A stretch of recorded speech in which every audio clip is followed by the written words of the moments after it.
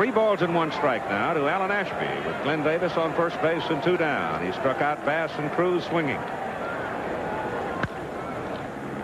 That's a high pop. May have a play on this one. Santana, the shortstop, coming to the wall on it. He called off Ray Knight and then had to compete apparently with some fans to get it and couldn't come out of there with it. Tell you one thing, what you would really hate is for those added seats to allow a hitter like Alan Ashby new life and then have him jack one out of the park the next pitch, and that be the difference of the game.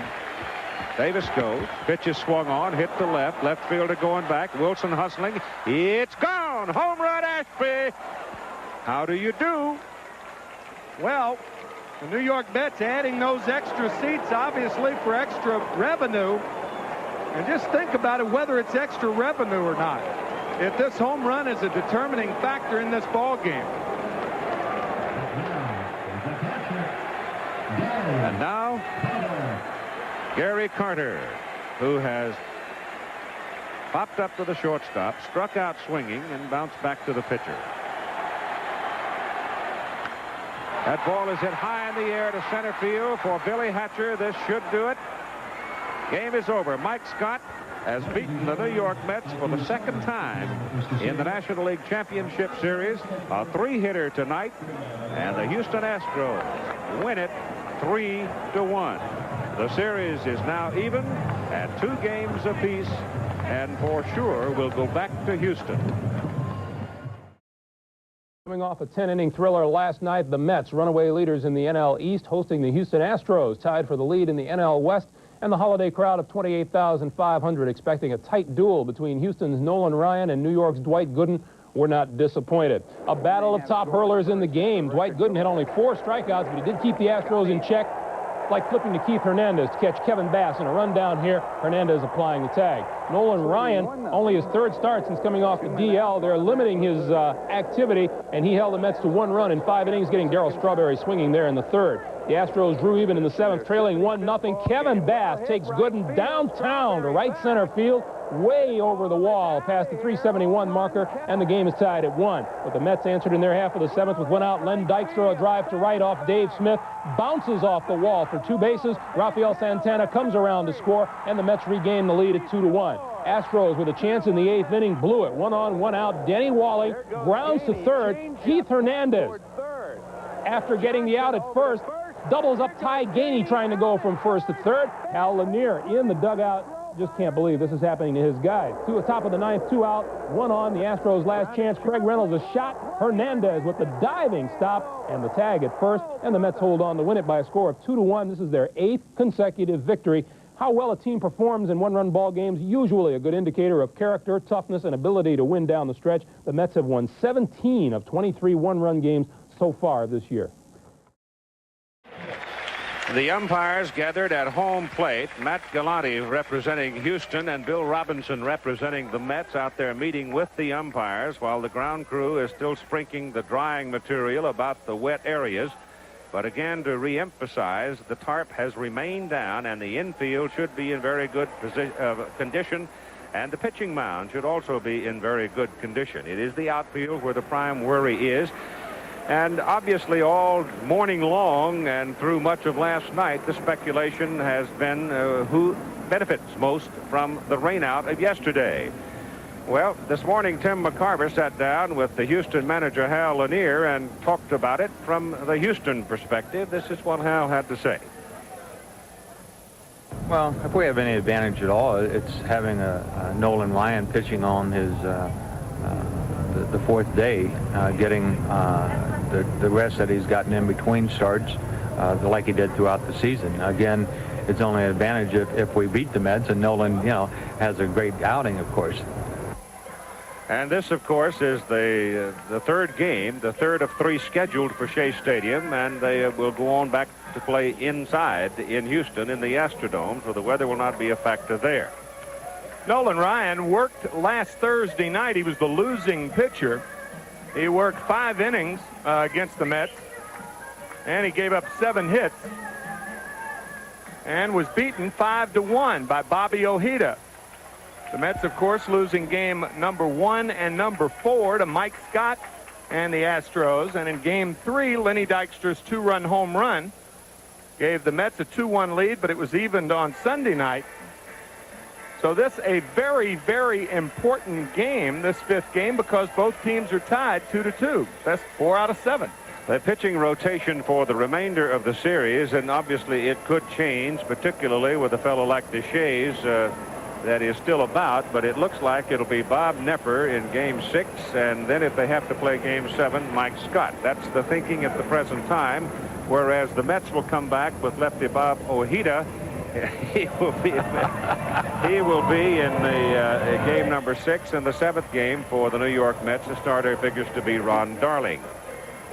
A lot of empty seats as the people who have the tickets for today's game have been a little slow to come, or else they've just simply stayed in their cars or someplace out of the weather.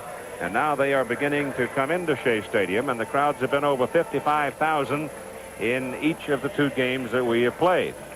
So let's now run down the batting order for the Houston Astros as they are scheduled to come up and face Dwight Gooden in today's ball game. He career-wise is 8-1 against the Astros. Bill Doran leads off, playing second base. Bill Hatcher will be in center field. Bill is batting in the number 2 spot, and Denny Walling hits third with Gooden, the right-hander, on the mound. Hal Lanier goes to his left-handed third baseman who hits left-handed, Denny Walling. Glenn Davis, of course, remains in the cleanup spot, the first baseman. He has the home run that won the first ball game to his personal history. Kevin Bass will be in right field, batting in the number 5 spot. Bass, a couple of doubles, 4 for 13 in the series. Jose Cruz. Jose has been relatively quiet so far at the bat in the series. He's 3 for 15 and no long balls with 1 run batted in. He bats 6th, and Alan Ashby, the catcher, moves into the number 7 spot today. Ashby, who had the second chance home run the other day to win a ball game for the Houston Astros after Santana failed to make a catch that he called night off of along the railing down there in the temporary stands. He failed to make the catch, and Ashby then at 3-2 knocked it out. Craig Reynolds will be at shortstop today, and of course Craig Reynolds almost had a pair of horns hung on him because of a critical error that he made the other day in a ball game, and it was an error that had some bearing on the outcome of the game that the Mets won. And of course the pitcher Nolan Ryan will be hitting in the number 9 position. Now, looking back over this lineup to give you an idea, no one really damaged Dwight Gooden, with the possible exception of Craig Reynolds, a shortstop. He went 2 for 3, but nobody else in that Houston order really did a heck of a lot of damage to Dwight Gooden, except for the first baseman Glenn Davis, who hit the home run. Only run scored in the ball game. Gooden gave up 7 hits, and I guess you might add that the Astros had a ton of chances to score. They stranded 8 in 7 innings against Gooden, and the reason that they didn't score is that Mike Scott stranded 7 of those 8. Yep, he had a great chance to help himself and couldn't deliver. Now, the other thing that is going to be obvious to you, what with a right-hander on the mound, it inserts Dykstra and Backman at the top of the order, and those 2 are considered the catalysts for this ball club. So Nolan Ryan will come out and pitch to the first 3 people in the order, all being left-handers. And then, of course, the number 5 hitter will be Darryl Strawberry, who is also going to be hitting left-handed. So having Dykstra and Backman out there, the Mets field will be to their advantage. They have strengthened their offense as the Houston Astros have strengthened their pitching staff. Again, let's go to the videotape now as Tim McCarver talked with the New York Mets pitching coach Mel Stottlemyre earlier on in the day when the rain was falling. And here is part of their conversation relative to Dwight Gooden and the New York staff. So far, Tim, it really won't have an effect at all on our staff. I think if we get another day's rain, then I'll have to look at it and see what effect it'll have, but I'll have to make some adjustments. Certainly I'll have to throw all the guys in the bullpen that haven't done any throwing for the last couple of days, for sure. And the other thing, I'll be a little bit concerned with Doc Gooden having too much rest, because today would be perfect if we can play today. If we get another day's rain, I'll be a little bit concerned. Tim, I'm not sure that everybody understands just exactly what is meant when you say Dwight Gooden with the extra day of rest might be too strong.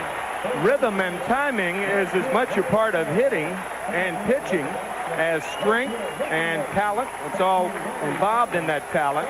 And when a pitcher is used to working with 4 days rest, every outing of the season, and he is thrown off that schedule, well, then he could be too strong, and by being too strong, he may have a tendency to throw the ball too hard and be too high in the strike zone. Of course, Gooden is more effective upstairs than he is downstairs.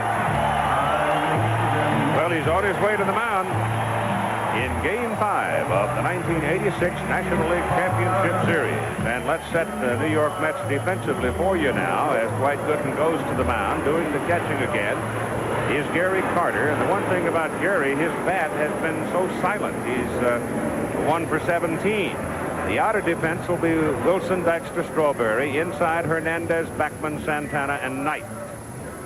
If you get off into foul ground after they had rolled the tarps off, obviously they brought water with them, and that foul ground area just outside the baseline can be treacherous because there was so much water not only rained on but dumped on it. I think you had a pertinent point also in your opening remarks talking about the outfield as you see the foul territory, or that is the outfield, pardon me. But the outfield, you see those little white spots in the outfield, the paler shades of green? Well, that's where the fans had dug up the outfield. You can see the darker shades of green also, and that turf is loose, and it has a tendency to give more, kind of like a throw rug, has a tendency to give more in wet weather than it does in dry weather. And the grounds crew repaired that field for a day game the next day, and of course the rain is kind of good news, bad news to the field. They need the rain for the sod, but it is not holding that well, especially in wet weather. Here's a stat that might be of interest to you. When Dwight Gooden loses a ball game, his norm is to come back as a Bulldog in the next start. As a matter of fact, Dwight hasn't lost 2 games in a row since May 25th, 1985.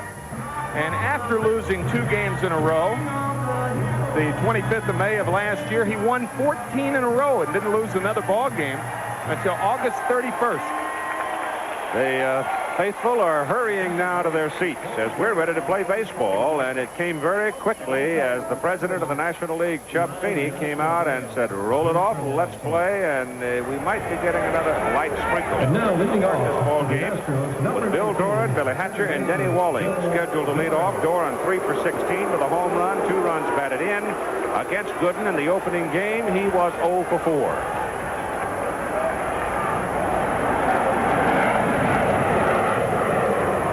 Service now indicating that the front is beginning to weaken some on the back end of it, and they offer some optimism that we might be able to play this ball game without any more heavy rain. So let's hope to goodness they are right. Gooden started Doran with a call strike on the outside corner.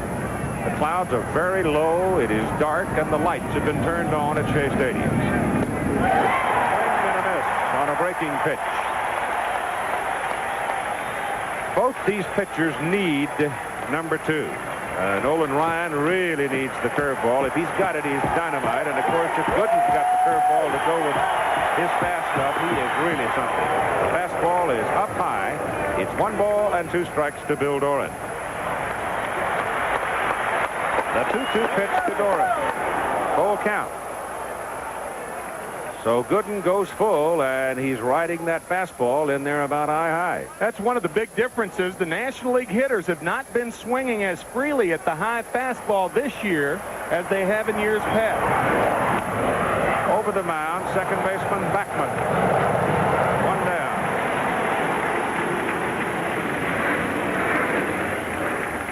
Gooden on the season, 17-6 with 200 strikeouts. He had 33 starts and had 12 complete games.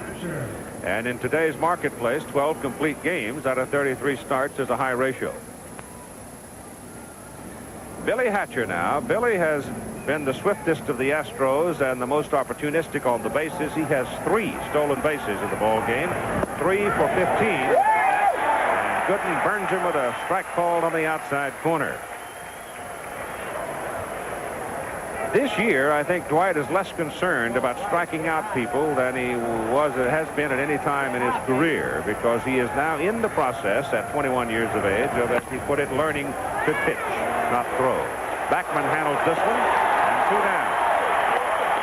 So Wally gets the first 2, and it'll be Denny Walling from the left side of the plate. Well, there's no doubt about it that Gooden can economize his pitches if hitters ground out as opposed to striking out. The only problem with that theory is that hitters don't cooperate all the time.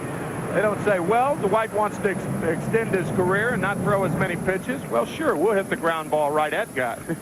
Hitters don't think like that. You're going to hear a pretty good argument when Mike Scott pitches the next time. Incidentally, we have the latest pronouncement on the Scott circumstance of the scuffing the ball. I'll give it to you in a minute, even though he's not involved in today's game. Denny Walling steps up, and Gooden is low with it inside. 2 down now, nobody aboard in the top of the first inning in game number 5 of the National League Championship Series. To the right side, Backman slides along and can't come up with it. The ball was sharply hit by Denny Walling, and it slides under the glove of Wally Backman, and Walling's aboard. Backman, I think, thought he had to dive for the ball when, in effect, I think he could have kept his feet and made the play. Now, see, he dives too far. The ball hits the heel of his glove as opposed to the webbing. Backman cheating a little bit up the middle. He had a pretty good jump on the ball. I guess he did have to dive for it, but actually he dove too far, and the ball hit the heel of the glove. It's a base hit for Denny Walling. And Glenn Davis is up. It was Davis who hit the home run in the second inning that beat Gooden in the opening game in the Astrodome. And he hits this one high in the air to right center, but it'll stay in the park. Strawberry back at the warning track, one-hands it, and the side is retired. So Walling singles, and Davis lifts a high, lazy fly to right field. Side retired, no score for Houston. The Mets coming up. The batting order for the New York Mets. Leading off and playing center field is Lynn Dykstra. Lenny is 5 out of 14 with a game-winning home run. Wally Backman playing second base and hitting in the number 2 spot, 3 for 14 with a stolen base. Keith Hernandez, the first baseman, hits in the number 3 position. Keith is 5 out of 15. The first 3 in the order, all left-handed hitters. Gary Carter, whose bat has been dead on him. Gary is 1 for 17, hitting cleanup, catching. Darryl Strawberry in right field, bats number 5. Strawberry has a home run. He got the big one to tie the other day. You remember that? 3 for 11 in the series, but he has 8 strikeouts in the series. Mookie Wilson is batting 6, playing left field. Mookie is 2 for 15. Ray Knight hits number 7, playing third base. Ray 3 for 14 in the series. And Rafael Santana, the shortstop, hitting 8, 2 for 11, with Dwight Gooden, the pitcher, batting 9th. Outfield, Cruz, Hatcher, Bass, Davis, Doran, Reynolds, Walling inside, Ashby back of the plate, and Nolan Ryan on the mound. As Tim said, went 5 innings, 7 hits, 5 runs, struck out 5, walked nobody in game number 2 in the Dome. Lenny Dykstra is the only New York Met to hit in all 4 games against Ryan in that second game. Lenny was 2 for 5, and he takes a strike. The key thing I think about Nolan Ryan is whether or not the curveball, he can get it down in that strike zone where he wants it. One of the big reasons that Ryan was ineffective as a New York Met was his inability to get the curveball over the plate. He shows it right there, and it looks like he may have something with it today. And in the case of both pitchers, if the curveball is working for him, ooh-wee, look out, they can be a sight. It's going to be a low-scoring ball game. Yep. He's got Dykstra at 2 strikes.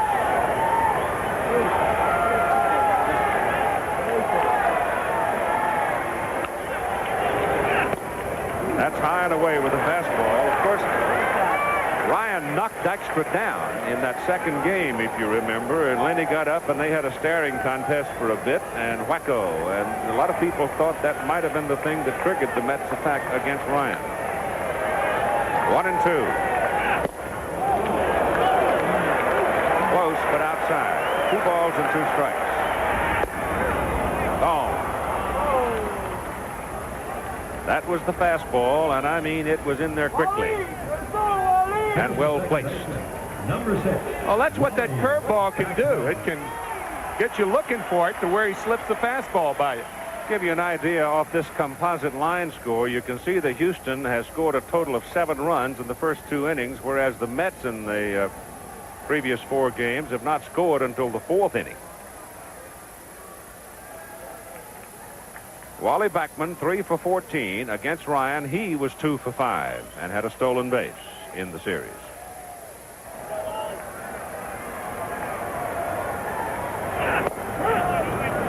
Fastball called strike.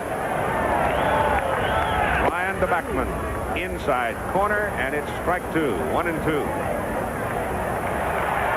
A 2-2 pitch to Backman. Sort of begged that a little bit. Allen thought it was pretty close, and so did Ryan, but they don't get the call from Joe West. You see that catcher sit there and hold it a little while. He's making a statement. You've heard Jim Palmer, now Michaels, talk about Bob Boone and how well he frames the ball. Alan Ashby and Gary Carter pretty good at doing that also. That got him. So Nolan Ryan has struck out the first 2 Mets to face him here in the bottom of the first inning, looking. Number 17. Highly unusual to see Backman and Dykstra taking called third strike. They do not only don't strike out a lot, they don't strike out a lot taking. So I guess what you can derive from that is it may be a little bit tougher seeing out there. It is a obviously overcast day, so it might be tough seeing at the plate. Keith Hernandez 5 for 15, 2 runs batted in. He has 1 triple. Against Ryan, he was 2 for 3, and he was off Ryan. He hit the triple in game number 2, and Ryan starts him with a strike. 2 strikes on Hernandez, and it was hit to right. Kevin Bass leaned back and then came in on the move to make the catch. So a looping liner caught by Bass, and Nolan Ryan has retired the New York Mets in order at the bottom of the first. And after 1, there is no score at Shea Stadium. It'll be Kevin Bass, Jose Cruz, and Alan Ashby scheduled up for Houston in the top of the second inning. And looking out against the stadium, I think you can detect a little light rain starting to fall again. Number 17. We've had that little light rain now for 2 days, and that little light rain has managed to make everything pretty wet. Hate to be a punster, but if anybody loves a day like this, it's Kevin Bass. My fault. Against Dwight Gooden in the opening game, Kevin Bass was 2 out of 4. He has a pair of doubles in the series, and he has 4 hits and 13 at-bats. And Gooden starts him with a strike. Come on, Dwight. Ball 1. That was a straight change. Kevin Bass with a couple of hits, a double and a single off Gooden in game 1. And Dwight trying to do something different to Kevin. He will throw the straight change about 10 times a ball game usually. Breaking pitch is beat on the ground, and it's foul to the first base coach, Matt Galante, who throws it out. The statement from National League President Chubb Feeney after meeting with Frank Cashin, the Mets general manager, on Mike Scott's scuffing of the ball, which the Mets are charging, and the New York media is having a ball with. As far as we know, said Chubb, Mr. Scott is not guilty of this infraction. A man is innocent until proven guilty. However, we will be watching closely the next time he pitches, and will take appropriate action if necessary. Which is to say nothing has changed. Sliced foul off the left side, and that'll go into the crowd out of play. And which is also to say that nothing will change. I mean, they've had all year to determine whether Scott was scuffing the ball, but because of the playoffs and because of the notoriety, all of a sudden it's hit the front pages. I mean, guys have been complaining about Mike Scott scuffing the ball all year, so really if they haven't done anything about it up to this time, I doubt that one more start they'll do anything about it. Breaking pitch, pins down low, and it's 2 balls and 2 strikes, and there's Michael watching the ball game. He has been the pivotal man so far as far as the Astros are concerned. Dwight Gooden, and Bass hits it up the middle for a base hit. So Bass jumps on the curveball and knocks it into center field for a ground ball single. Left fielder. And this will bring up 25. Jose Cruz. Cruz 1 for 4 against Gooden in the opening game. And Jose in the series, 3 hits and 15 trips to the plate. And remember, Keith, you pointed out in game 1 that Dwight Gooden has allowed 107 stolen bases out of 126 tries throughout his career. Cruz. High riding fastball. We'll see if Hal Lanier puts the hit and run on, flashing signs to Dennis Menke. Dwight Gooden is not your ideal type of pitcher against whom to hit and run. And the reason for that, the high fastballs are very, very tough to get on top of and to hit the ground ball. And that's one of the prerequisites in a hit and run situation, a pitcher that throws ground balls.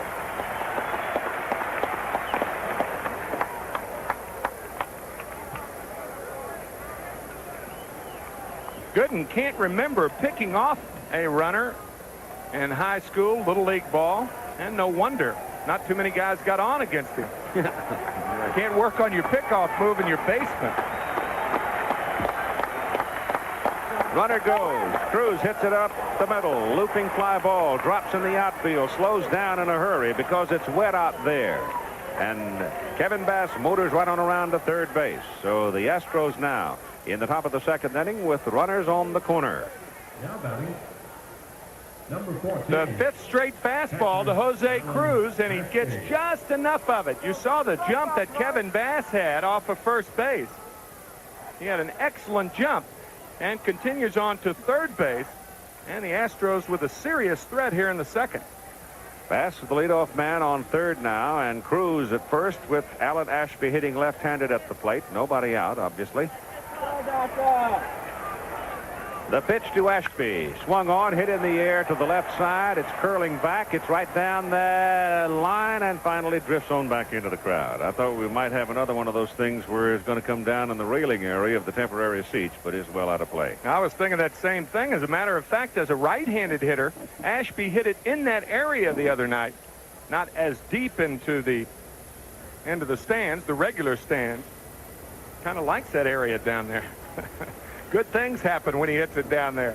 Fly ball to the outfield or ground ball to the right side could get Bass home with the first run of the ball game in the top of the second inning. Ball hit to the outfield now is going to hit and slow down in a hurry because it's wet out there, which means the outfielders are going to have to come hard. And in the wet conditions, it's not unlikely one could overrun one, which could come back to haunt him. It's treacherous playing in the outfield, more so than it is inside.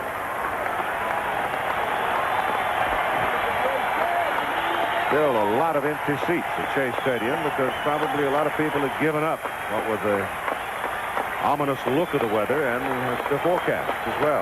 Two-strike pitch now. He's outside, and it's 1 ball and 2 strikes to Alan Ashby. They're still coming. Looks like number 7 is bringing him in, doesn't it? One of the few games where the stadium fills up as the game progresses.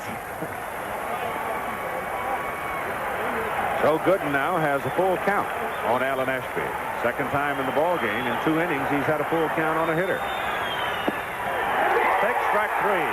Came right back with that breaking pitch and struck him out looking. First out of the inning. A big, big strikeout for Dwight Gooden.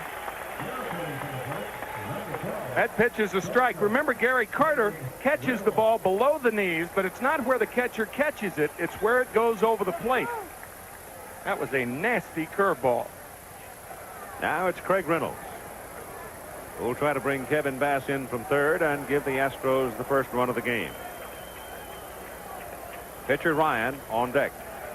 With the pitcher coming up next, it kind of changes the defense, the infield defense, because unless the ball is hit sharply to second or short, I don't think they'll go for the double play. First or third, they may come home. Sharply to Backman. Over to Santana, 1. Back to first. Double play. And the Astros are all over it as Reynolds is screaming at Fred Brocklander at first base.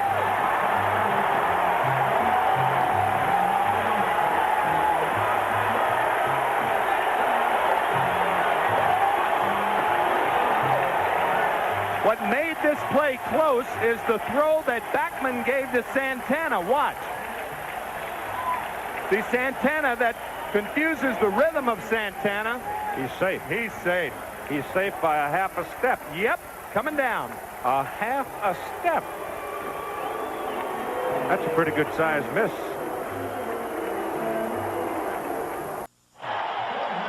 Let's go back to the inning-ending double play.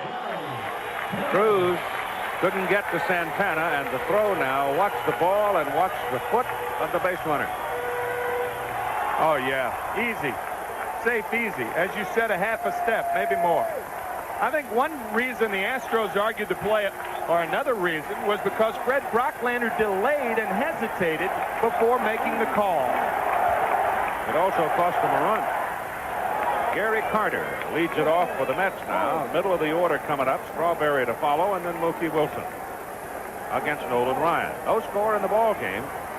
Mets batting in the bottom of the second. Back in the middle, knocked down by Nolan Ryan. I think he got it with his glove instead of the leg. So Nolia will walk it off for a moment, and let's pause 5 seconds so our local stations can identify themselves.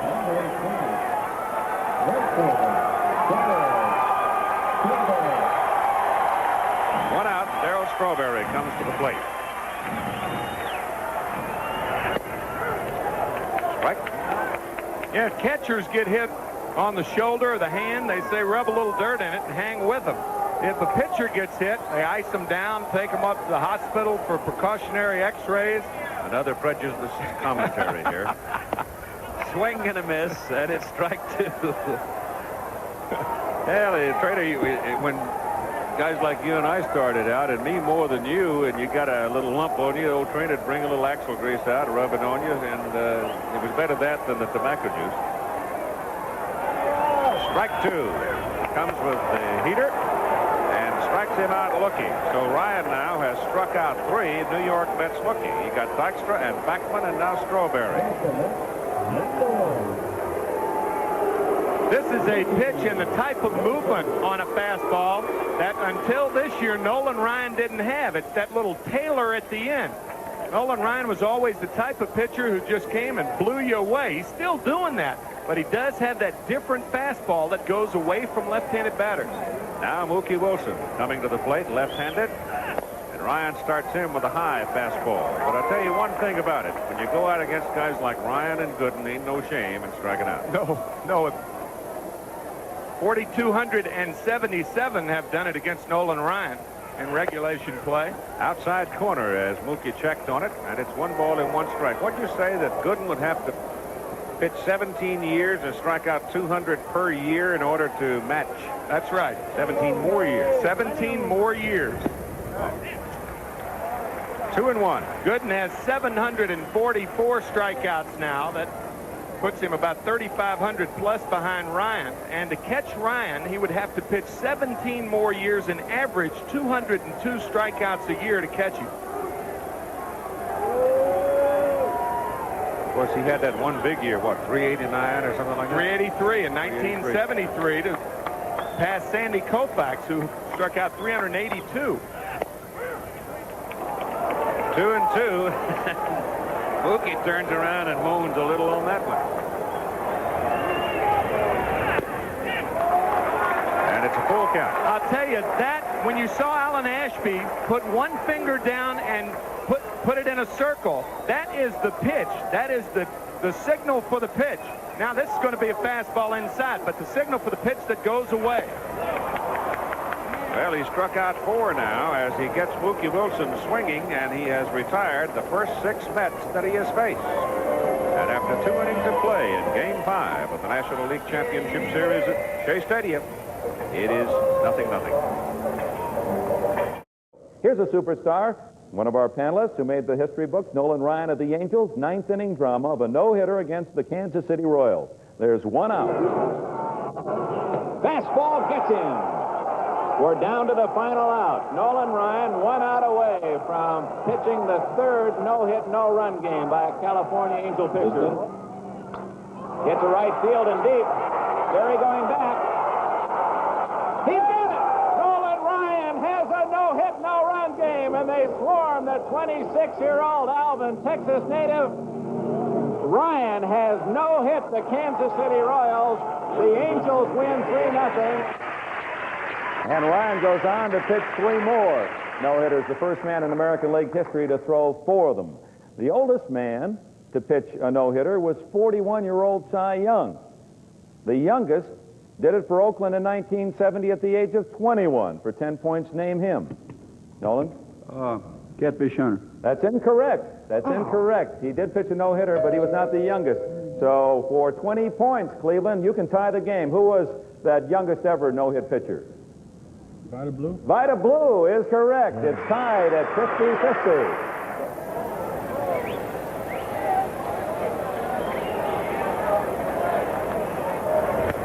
Back to Shea Stadium, and Dwight Gooden pitching now to Nolan Ryan, Bill Doran, the top of the order, and Billy Hatcher. They'll represent the second time around against the Doctor. Fastball is just outside, making 1 and 2. Gooden against the Astros had 3 starts in 1986 during the regular season, had 2 complete games. Ball is fouled away to the right side, but in his career he's been dominant. 8 and 1 against them.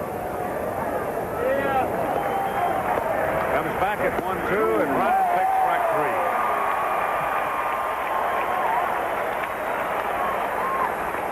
3. Speaking of Nolan Ryan, remember the 2-2 pitch to Mookie Wilson? There it is, the wiggle right there. That's the 3-2 pitch. That's the fastball inside. And that is the pitch that tails away from Mookie Wilson. Nope, wasn't the fastball inside. It's the wrong pitch. That was a 3-2 pitch. Uh-huh. 2-2 where he took it outside. Yep, the 2-2 pitch, but it is the one finger down, and the wiggle is that unusual pitch. After back to the mound. And Gooden throws him out. Bill Doran is down for the second time. 2 out. And here's Bill Hatcher.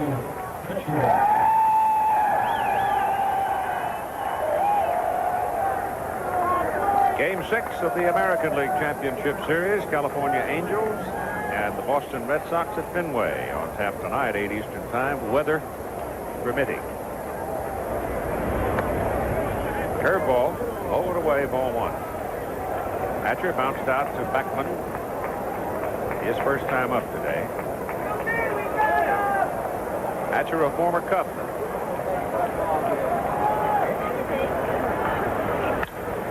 Hit on the ground sharply. Santana cannot get to it, and it's into center field for a base hit. So Hatcher has his 4th hit of the series. A single to center. When that ball gets to the outfield grass, it really slows down, doesn't it? Surely does. You can watch for Billy Hatcher to run here, and with 2 out, it's better for a runner to run early in the count to give Denny Walling a chance to hit. He doesn't mind taking 1 pitch to allow Hatcher to run, but you don't want to work yourself into a 2-strike position in the process of allowing Hatcher to run. Houston now with 4 hits off Gooden. Mets have no hits.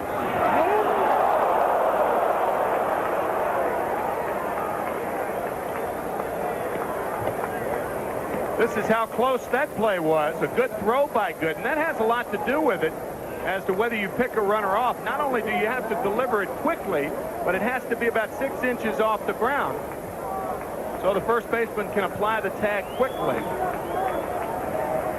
Hatcher bluffs, doesn't go. Walling hits the ball into left center field. Mookie Wilson coming across, makes the catch, and the side is retired. So the Astros have now stranded 3 base runners, and in the middle of the 3rd inning, there is no score. Game 5 ALCS. It was dramatic. It was amazing. It was a playoff classic. Boston pulls it out in 11 innings to beat California. Game 6 tonight.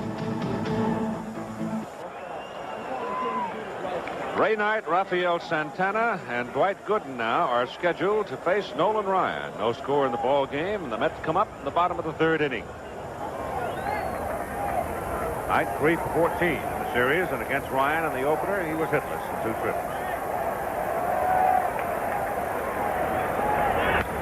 Now ball back on the wire.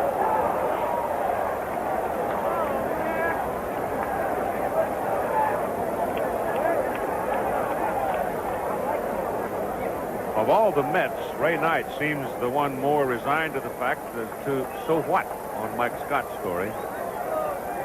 If it's in the strike zone, you ought to be able to hit it. Ray, also one of the unsung leaders on this ball club. He does a lot of behind-the-scenes things that are very stabilizing to this club.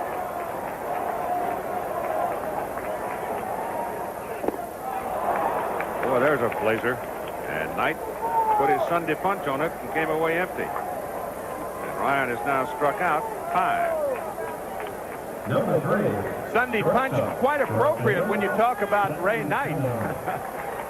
Ray was the initiator of 2 fights this year. The Mets were in 5 on-the-field fights.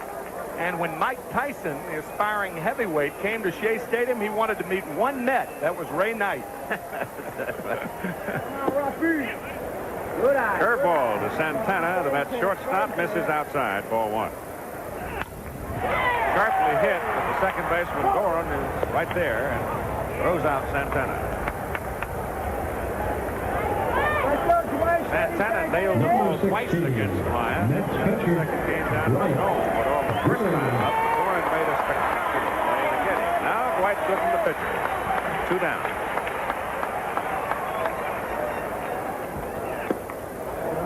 Just low. Crowd still coming in. More and more seats being filled as the weather grows brighter and brighter.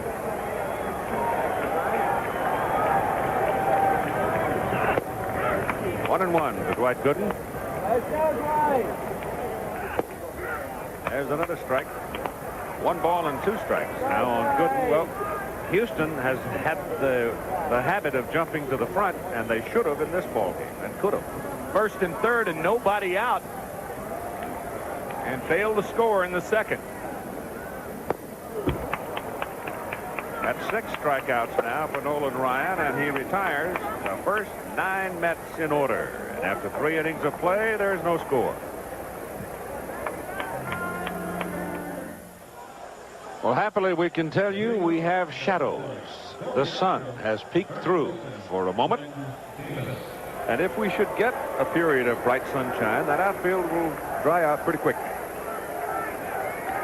And we move rather quickly in the game to the top of the 4th inning for Glenn Davis, Kevin Bass, and Jose Cruz. No score. Davis, a fly ball that Strawberry caught on the warning track at about 370 feet. This one is hit hard to left.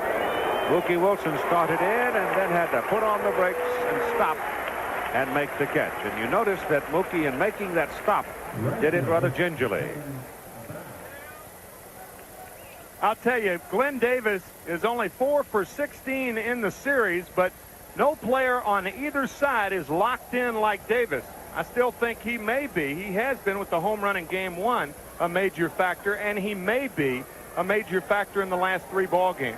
He is swinging the bat very well. Ray Knight with a call for the sunglasses. Mookie Wilson, you saw, has his out in left field. That's the troublesome field as far as the sun is concerned in Shea Stadium. And Kevin Bass at the plate. Strike 1. Santana. 2 down.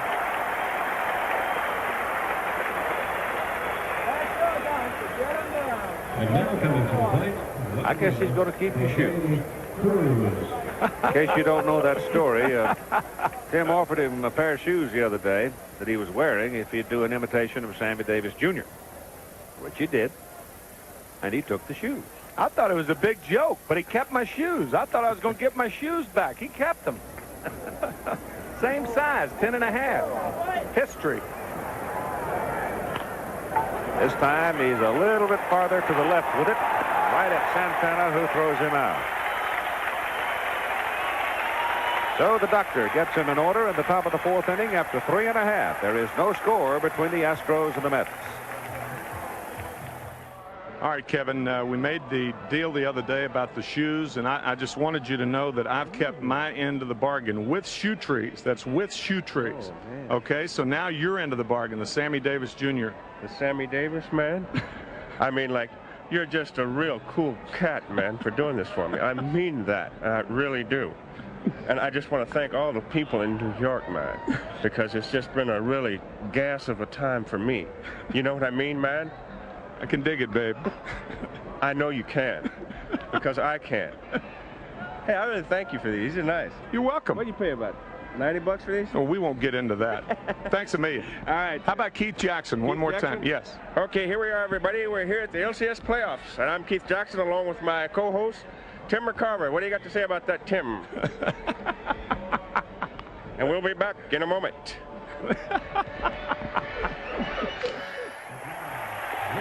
Well, it's awesome that we're just playing, period, considering the weather over the last few hours.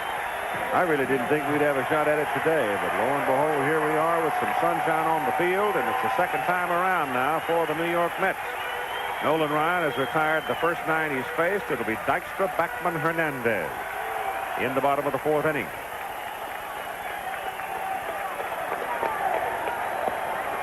This has been an inning in which the Mets have done some of their scoring throughout this series, and Dykstra, who struck out looking the first time, jumped at the first pitch and fouls it back.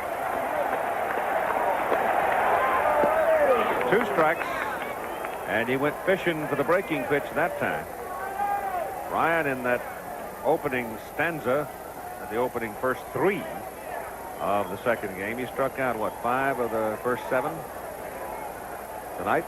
Game we were talking about a little while ago, all Ken Boyd going for the home club, and Kirk McCaskill getting the call for the California Angels. Probably Angels didn't sleep much until last night after they traveled across the country after what happened to them on Sunday. 1 ball and 2 strikes to Dykstra. Swings and misses, and for the second time in the ball game, Dykstra has struck out. That is 7 strikeouts for Nolan Ryan. We talk about his career. 158 times he has struck out 10 or more in a regular season ball game. And as remarkably, 21 times he struck out 15 or more in a regular season ball game. Backman struck out looking his first time. Hernandez to the on-deck circle. Fly ball left field. Cruz with the glasses down makes the catch. Tough field. Tough with the sun out. 2 down. And here comes Hernandez. He hit the ball pretty well. First time up, lined sharply to the right side that Bass took lean back and then came in to get.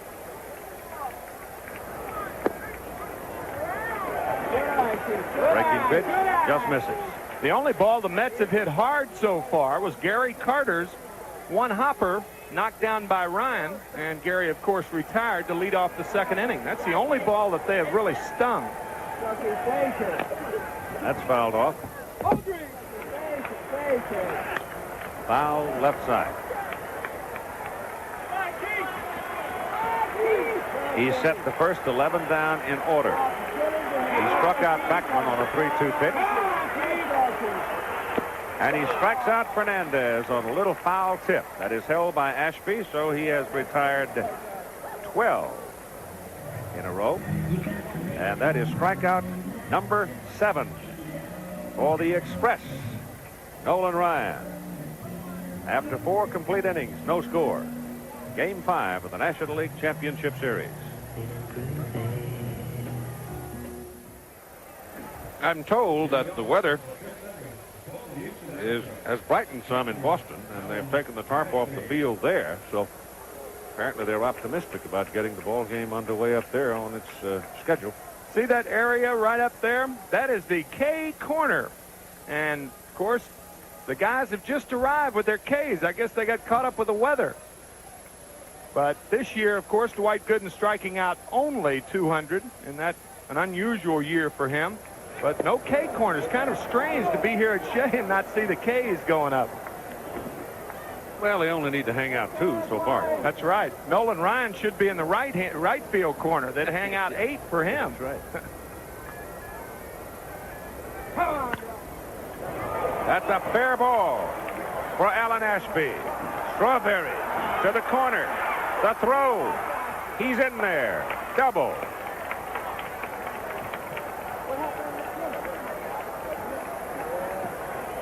Strawberry came down. The ball did not get all the way to the corner, but Darrell seemed to have a little trouble getting a handle on it.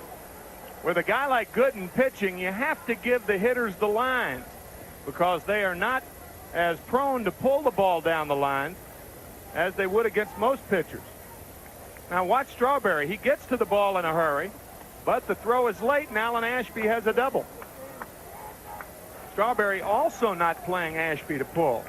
So for the second time in this game, the Astros have their leadoff runner on. And also in scoring position for Craig Reynolds, who was on the bottom end of the inning-ending double play back in the second. Matt Galante, who is a man of considerable foundation, had to hang on to Reynolds a little while ago because Craig was really screaming. That was back in the second. This is now the top of the fifth. And Ashby off second as Gooden pitches to Reynolds, and it's hit to the left side into left field. Base hit. Mookie Wilson comes in a hurry. Ashby is held at third.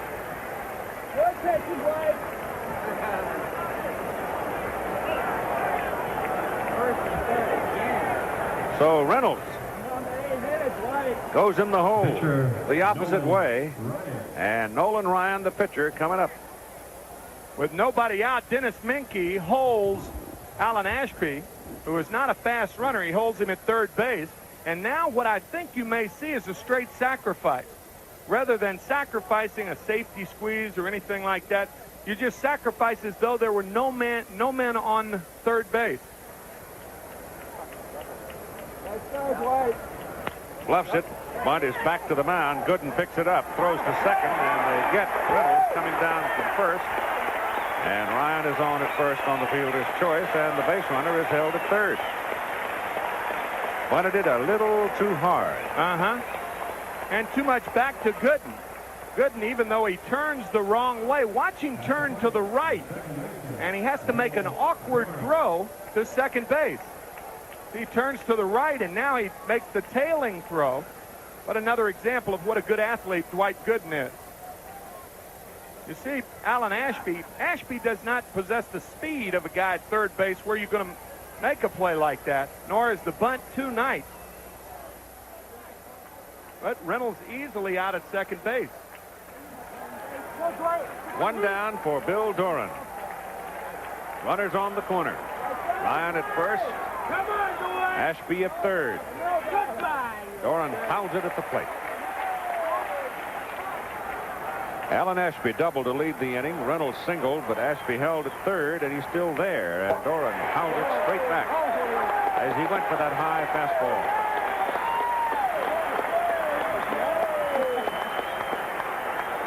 And again, the Met infielders are thinking that if the ball is not hit sharply, they may come home because of the fact that Doran runs so well, and he is a tough man to double.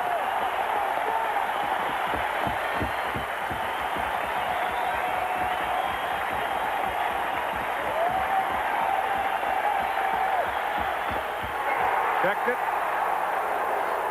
They appeal it. Third base umpire Lee Wire says no, but it was close. Bill Doran trying to lay off of the high fastball, and Joe West and Lee Wire said he did.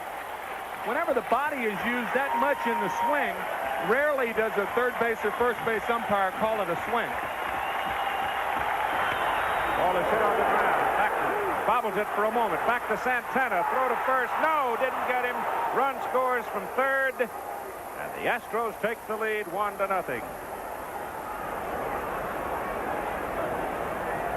They got Ryan coming down, but they didn't get the double play because Backman seemed to have a little trouble getting the ball out of his glove. Yes, he did, and they had a chance to double Doran because he spins in the box. He doesn't get out of the box. Now watch the delay in Backman. He can't get the ball out of his glove. Santana, of course, catches the ball off the bag, but that's a neighborhood play. You're always going to get that play if it's fluid enough. But Santana clearly off the bag when Backman fed him the ball. Scoring in the meantime from third is Alan Ashby. And it's 1-0 Astros. They've got 6 hits now off Gooden in the ball game. 1-6-0. The batter is Billy Hatcher, who has singled in 2 trips. A lot of times a catcher can pick up whether a runner is running or not when he nonchalants his way off of first base. If you're too nonchalant down there, and possibly your catcher can call for a pitch out. Doran goes. Throw back Carter. Safe.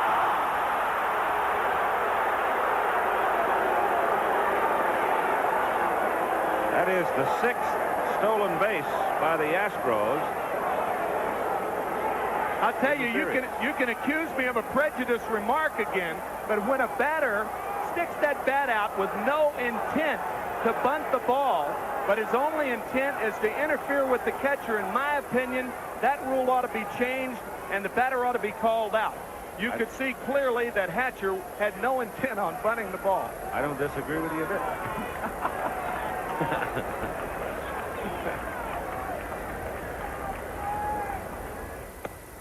Pitch is high and tight to Billy Hatcher. Man on deck is Denny Walling. Doran is now up at second base. Here's another look at what Tim is talking about. And the reason, see, a hitter does that is to block the view of the catcher and to keep him back. He has no intent of putting the ball in play. And in my opinion, that's intentional interference. And Hatcher walks. That is the first walk issued by Dwight Gooden in the ball game. And now it brings up Denny Walling, who hits from the left side. He has a single in 2 trips.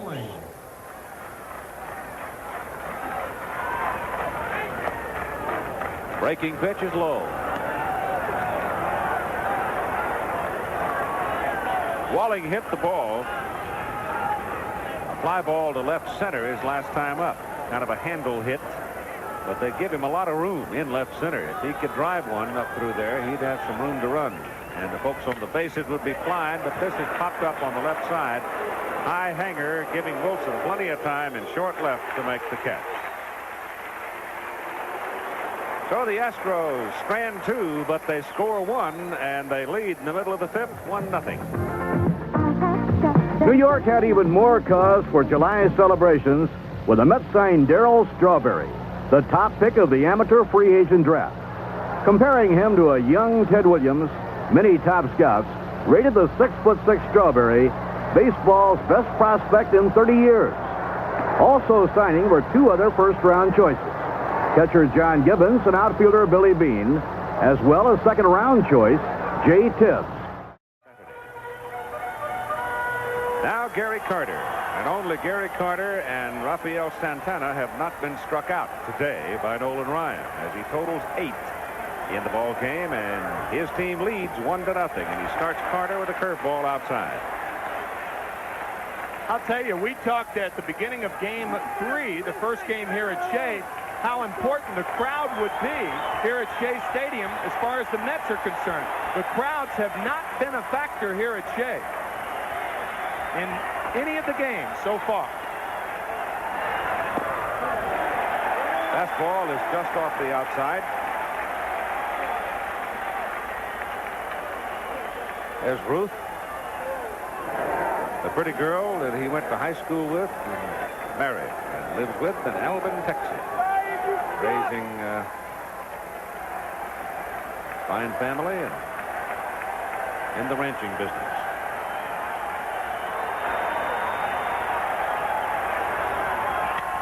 High fly ball lifted out into right field for Kevin Bass, and Bass makes the catch.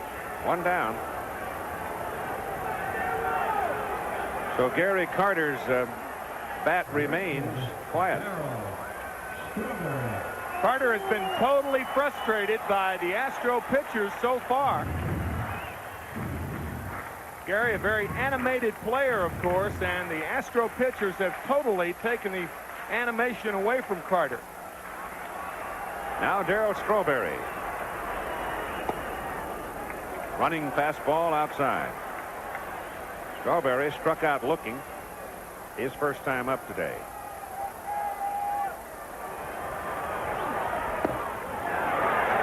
Just inside with that one, and it's 2 balls and no strikes. Keith, when you think about it, the Mets have had only one lead in this 3-game set here at Shea, and that was when Dykstra hit the home run. At no other time have the Mets been ahead. Right. Houston pitching has been remarkable. Surely last has. month of the season. Oof. Now Ryan in danger of losing Strawberry as he goes to 3 balls and no strikes. He has retired 13 in a row. And I would imagine Davy Johnson will give Strawberry the green light here. Chance for the Mets to tie it up. He has homered against Ryan once this year.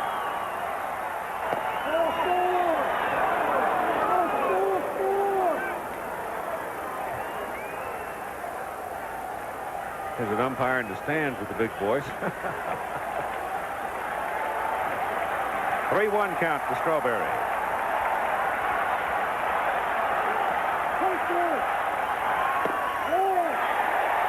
3-2 count to Strawberry. Darrell a little bit more upset than he really should be. Those pitchers are not only close, but he's got a chance if he hits the ball out of the ballpark to tie it up. You want to hit in this situation. That ball might have been low, but the fact is you can't get upset because you still got a chance to swing the timber. 3-2. Foul ball.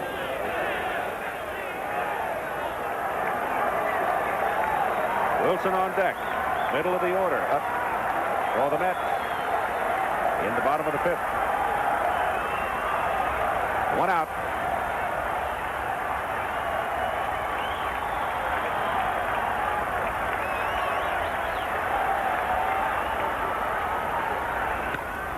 Ball is hit deep to right.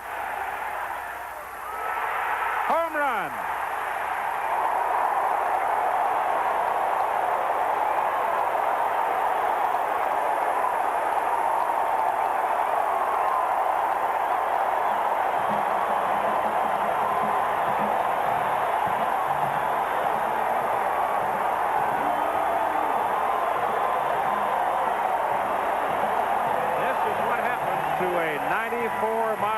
Fastball, when you turn it around, it goes out like a bullet. And I ask you, is the ball that curls around the pole better than a walk? I think Davy Johnson and Darrell Strawberry will say yes. Watch the hesitation at the top of the windup. Ball down and in. Not long.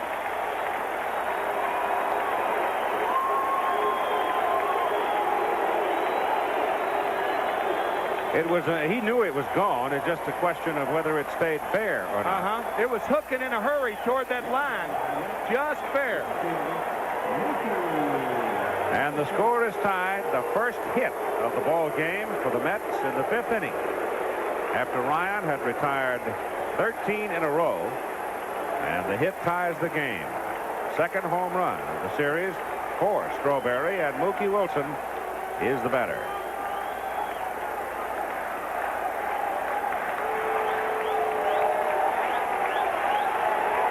Mookie struck out swinging back in the 2nd inning.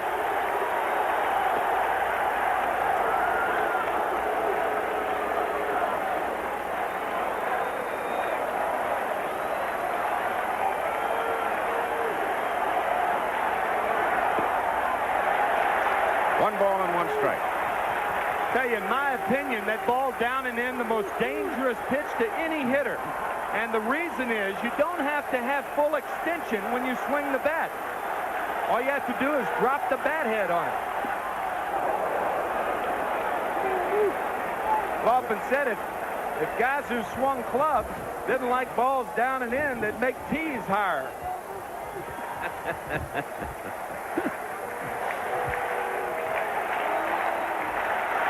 1-2 to Wilson.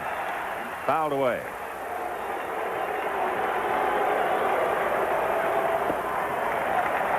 Changes up a bit, and the ball is well off the mark.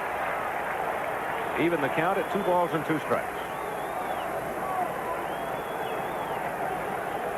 Games 6 and 7, if needed, will be played in the Astrodome in Houston tomorrow and Thursday.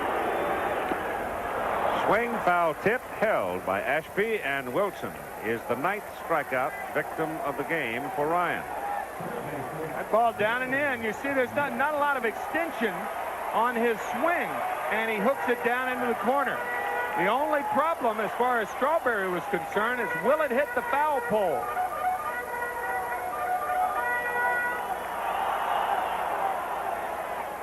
Close, huh? Oh, really was close. Now Ray Knight with 2 out. And there's a rip foul on the left side. How about that camera work? Following that ball right down to see that it was about 3 inches inside the line and hooking.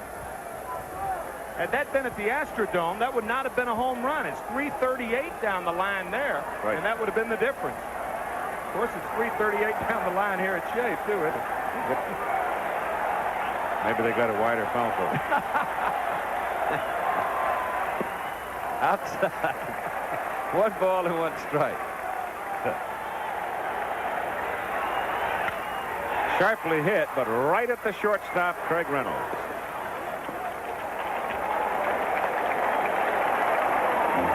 So Dwight Gooden has the first run in his behalf.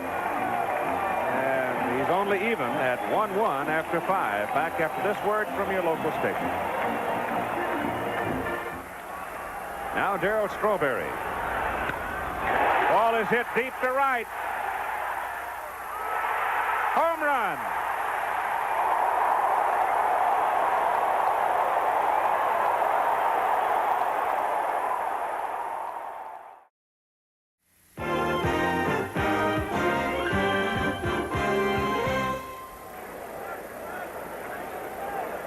We move to the top of the 6th inning now in a 1-1 ball game. Strawberry's home run off Nolan Ryan tying it up. And now Dwight Gooden ready to pitch to Glenn Davis, Kevin Bass, and Jose Cruz. That's foul back. 2 strikes on Davis. A 1-1 ball game, top of the 6th inning. Game 5 of the National League Championship Series, and the series is all even at 2-2, and this is a bouncer out to Wally Backman.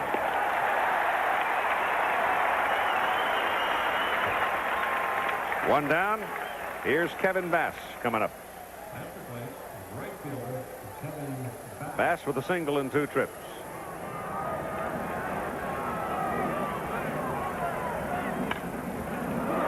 Santana waves at it. Hits sharply into left center field, and Bass is aboard with a single. They sit number 7, and Jose Cruz coming to the plate. And we'll bring you now Jim Doc Ewell with this melody. Hey, Cheo Cruz, the Astro man. Hit the ball, run all the way around. People in the stand just a jumping up and down. Pitcher on the mound just a kicking at the ground. Hey, Cheo Cruz, the home run man. Doc, 25 years with the ball club. Been with him from the very beginning. Oh, what a great little ditty that Doc wrote, he said, when Cheo was in a slump this year. And he said he went out after he wrote it and sang it in the trainer's room, and Jose hit a home run and started tearing the cover off the ball. And Jose at the plate, 1 for 2 on the day with 1 out, and Bass on first base in a 1-1 ball game, and the pitch is high and tight. I thought it was funny when you were taping it while it was pouring down rain yesterday, and Doc didn't want to quit. He wanted to sing all afternoon. That's right. He had several more he sang for us. A 1-1 pitch. He was late on it. Snap throw to first. Bass is back.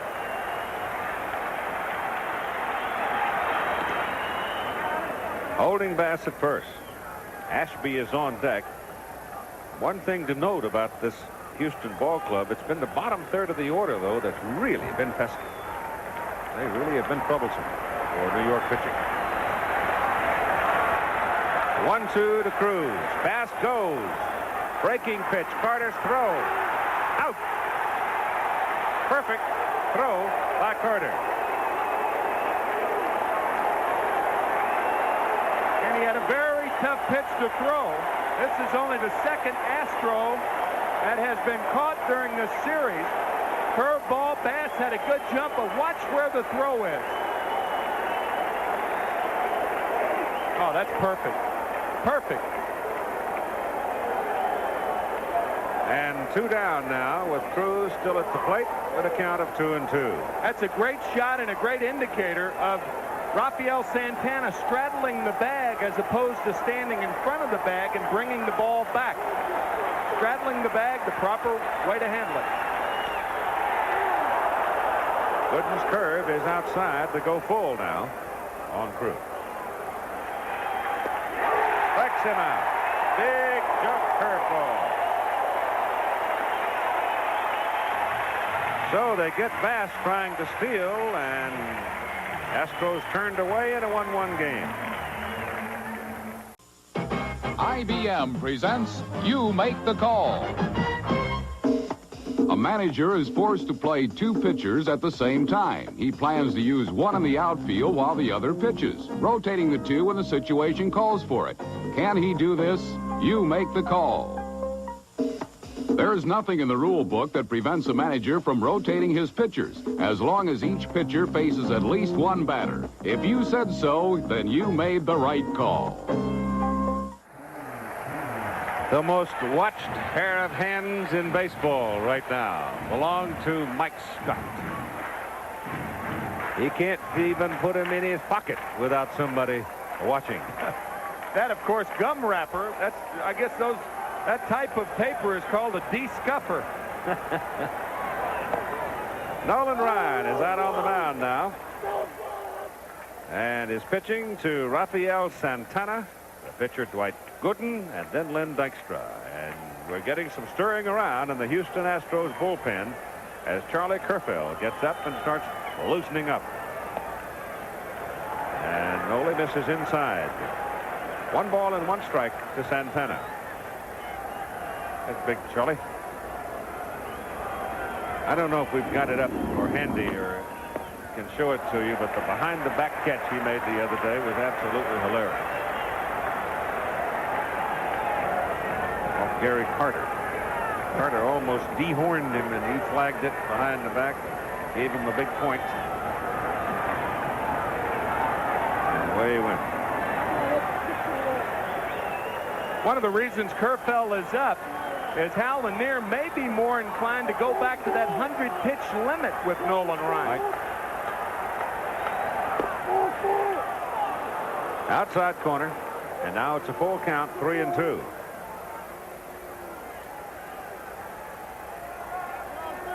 Ryan also the 3rd hitter in the 7th inning, and he has thrown 83 pitches so far today.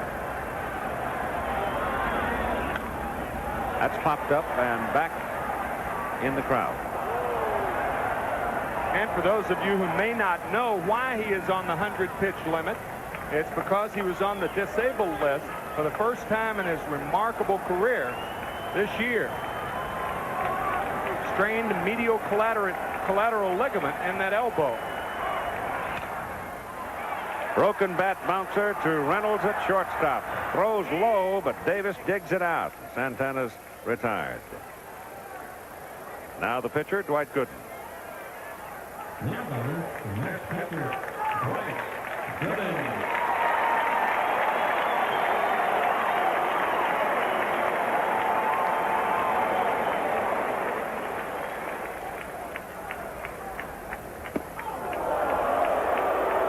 Bends him away. You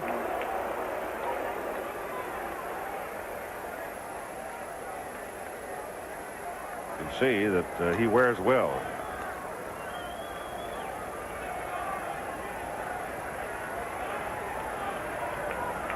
A 1-1 pitch, 2-1.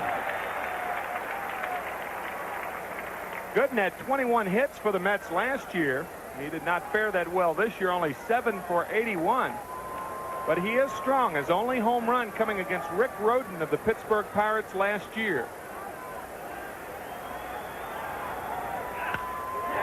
Ball hit to right. Bass almost coasted too long because it started sinking on Kevin, and he had to turn it on a little bit and catch it knee high. So Dwight almost had himself a base hit. Now it's Len Dykstra, top of the order. Struck out looking, struck out swinging. And this is a high pop-up to the third baseman, Denny Walling.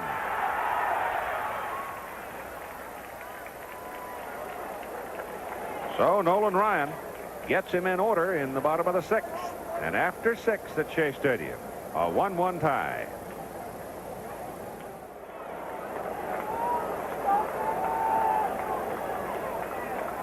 Bottom third of the order, Alan Ashby, Craig Reynolds, and then the pitcher spot.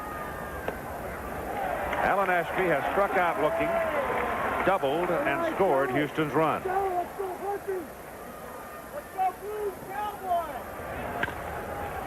Second baseman Backman. 1 out.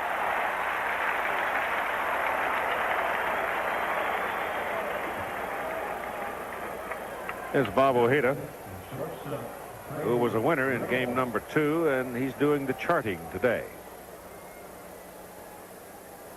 One of the reasons Ojeda has been so effective this year is he has been thrown in with a lot of hard throwers. Ron Darling, Dwight Gooden, Sid Fernandez, and Ojeda the perfect complement for those types of pitchers.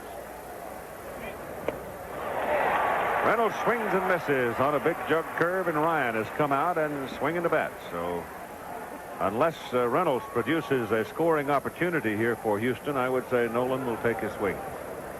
Yeah, even if Craig gets a single, I would imagine Hal Lanier will leave Ryan in to bunt him over. However, if he gets a double or a triple, it might be a pinch hitter for Ryan. Yep. Gets around on the curveball, hits it to Hernandez. Gooden covers, and Reynolds is out. Houston pitcher Nolan Ryan. It is a little tricky hop, but a hop that to which Hernandez adjusts, because the hop took place far enough away from him to adjust. If that hop takes place with close proximity to a fielder, then it could be trouble, but not that one. And with 2 out, bases empty, Nolan Ryan at the plate. 1-1. Another foul tip. And it's 1-2. Outside corner, called strike 3. So Gooden gets him in order. Houston has 7 hits. The Mets only 1, but it's a 1-1 tie.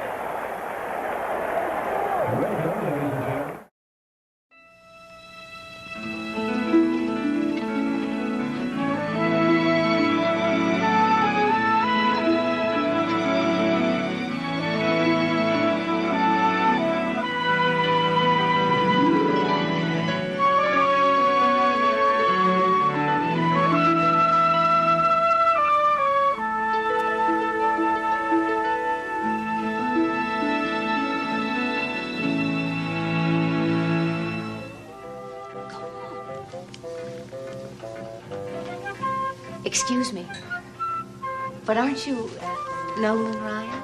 Please, don't say it so loud. I'm sorry. It's just that I don't want anyone to know I'm here if I can help it. Why not?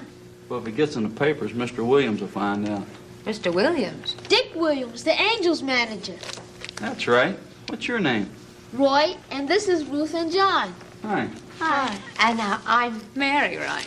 No kidding. You aren't from Texas, are you? No, New York, but Ryan's a Ryan.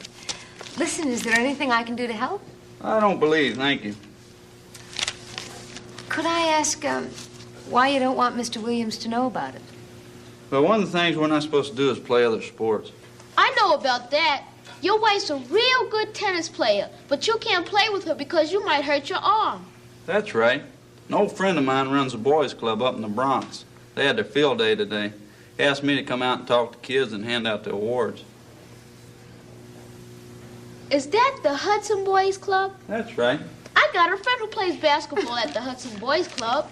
The problem is I played with them. I went in for a layup and jammed my knee. Oh, that's too bad. I left as soon as I could, headed over here. I don't think it's too bad. But you should have it x-rayed. Exactly. And if it isn't bad, then Mr. Williams won't have to know about it. That's what he's hoping, I'm sure. But the thing is, we've got to get you out of here before somebody else recognizes you. Hi. Am I glad to see you? Oh, it's all right. This is my brother, Dr. Pat Ryan. Nolan Ryan. Nice to meet you. I saw you pitch a one-hitter in 69 or 70 when you were still playing for the Mets, and it's the most beautiful game I ever saw in my life. Thank you. Listen, Pat, Nolan needs some help. It's terribly important that his manager doesn't know about this, unless, of course, he has to. Dick Williams, right? Right. Yeah, wow. Well, I think he's going to have to sign his name and stuff down here, and it'll get into the papers. It will, yeah. Well, listen, are these guys with you? Escapees from pediatrics. We'll go back in just a minute. But first, let's get Noli fixed up. Well, what is it? Is it your knee? Right. Listen, we have a great radiologist up in neurology, and we can just go up there and she can take some pictures, and you can wait in the staff lounge while I get an orthopedic man to look it over. If we get cornered, I'll just say you're a relative. Who knows? Maybe you are. Well, this is awfully nice of you. Well, our pleasure.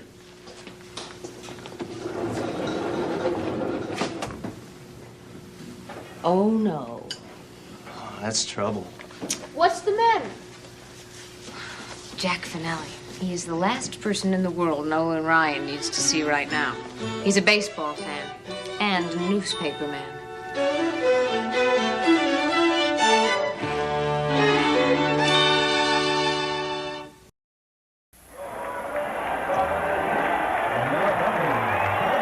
We move to the home half of the 7th inning of play in a 1-1 ball game in Game 5 of the National League Championship Series. Game 6, American League, coming up tonight from Fenway Park in Boston. Angels leading that one, 3-2. And the optimistic weather forecast now appears that they will be able to get the ball game played. Wally Backman, Keith Hernandez, and Gary Carter to face Nolan Ryan. Outside corner, that running fastball. Look how close Glenn Davis is at first base and Denny Walling at third base. Glenn Davis assuring himself he will not be burned again with that bunt as he was in Game 3. That was when Scott ran over Backman.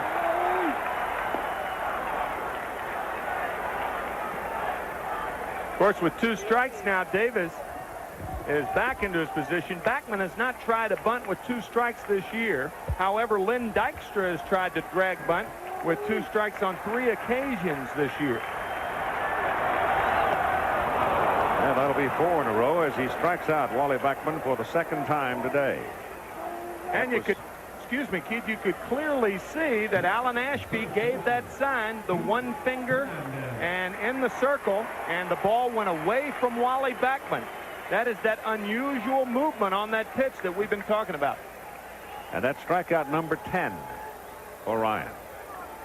No one has done it as many times as Nolan Ryan. 4,277 regular season games, or regular season strikeouts. Tried the curve there and did not have it. Ball 1 to Keith Hernandez. Gary Carter is on deck. Darryl Strawberry's home run just barely fair. That's the regular fastball away. So that ball stayed up on a regular plane. The one to Backman kind of tailed out of the strike zone. And that's when Ashby puts down 1 and puts his finger in a little circle. That's the regular fastball away.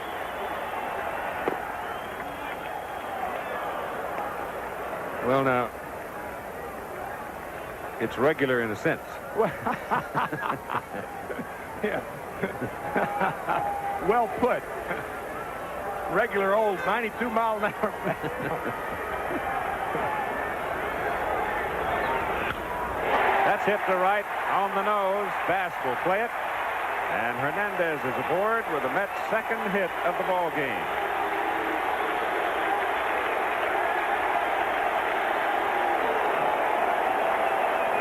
Fastball in the identical spot as Darryl Strawberry's home run, down and in. So the Mets have two hits today, 1 a home run. Both pitches were down and in. And I won't be surprised by what the Houston pen starts stirring. Charlie Kerfeld is getting up one more time. Won't take him long because he's been up before.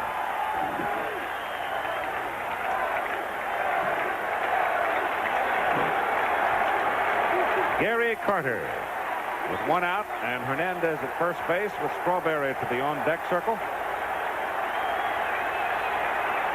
A 1-1 tie in the bottom of the 7th inning.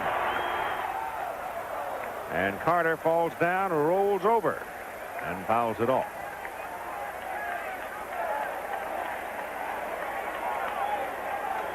That ball off the front foot of Gary Carter. Gary writhing in pain, but he's had a lot of those. You kind of get punchy from those shots behind the plate. He's pretty well wrapped up these days, Yeah, too. he's got taped both ankles, right knee that had arthroscopic surgery last October. He takes a pounding, but he keeps on picking.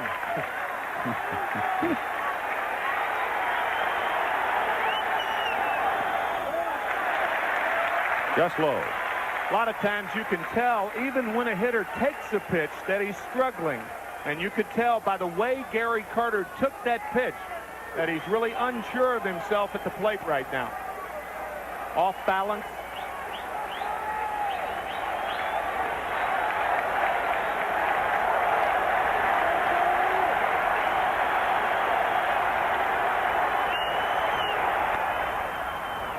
Foul, past third. 1 ball and 2 strikes on Carter.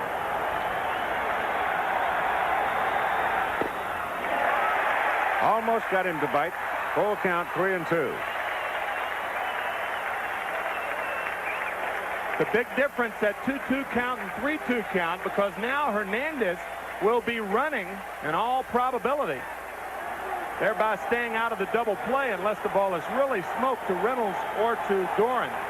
Ryan did not like that last call. He still got his cap in his hand, and he's walking around out on the mound.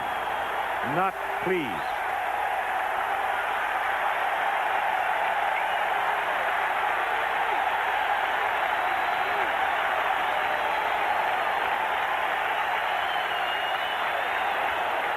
High towering, way up, Papa, mile high. Reynolds, the shortstop. And 2 down. And Keith, I can't believe Keith Hernandez was not running on that play. Regardless of how a hitter's going, I mean, Gary Carter is basically a contact hitter, but Keith Hernandez was not running. Darryl Strawberry coming up. This his last time up. And watch the flight of the ball. It just curls around the foul pole for a home run to tie the game at 1-1. Now with 2 out, Strawberry stands in against Ryan. You think he'll see anything inside this time? Well, that's where you have to pitch him, but not then. Ran that fastball down and away. Swinging strike. See that ball down and in. If you lift that same pitch up about 6 inches, that's where a pitcher really jams a left-handed hitter. And good low ball hitters are more easily jammable than a guy who hits the high fastball.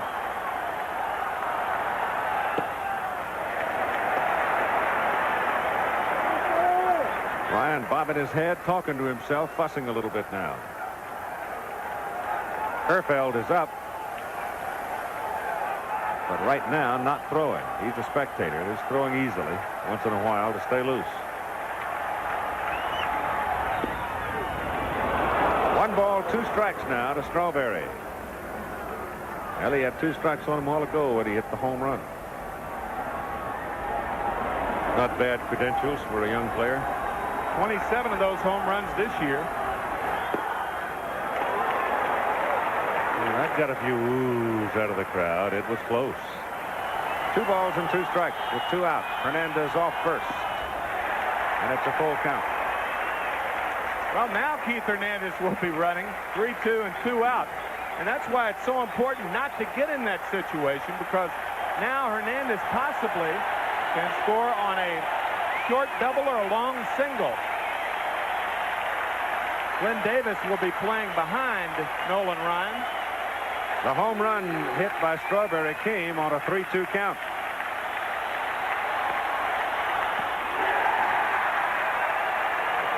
Ryan again now showing some frustration on the mound as he walks Strawberry, and Hernandez goes to second.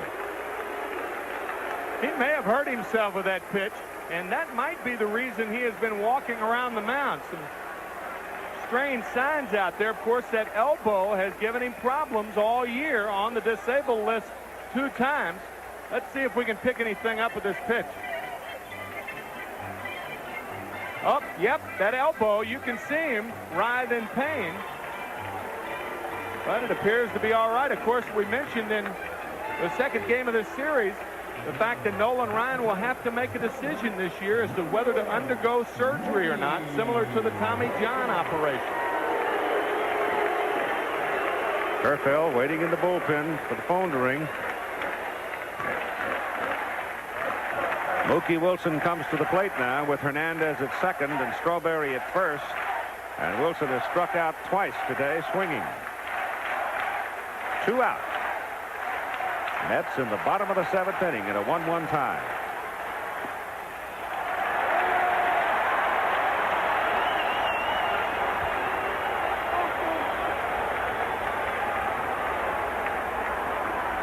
Well, he's been out there a goodly part of the time now over the last 6 pitches.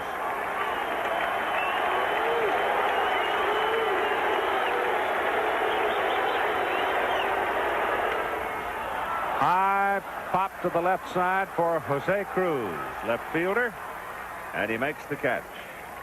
And so the Mets threaten in the bottom of the 7th, but they are turned away, stranding 2. And after 7 complete innings, we are still even at 1-1.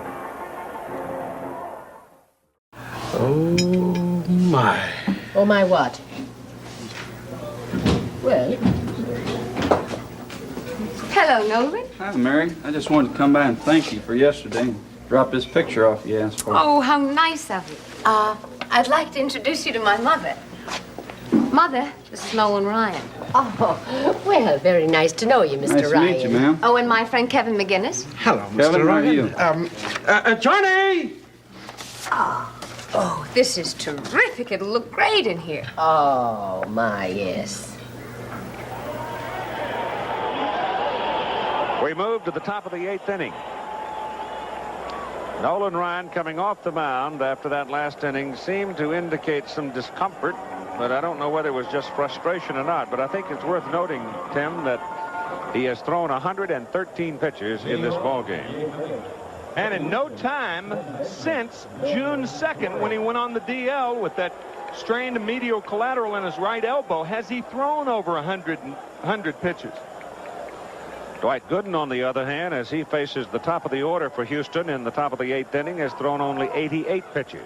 I'll tell you, Keith, as much as anything, I think this ball game and this series so far has shown how evenly matched both these ball clubs are.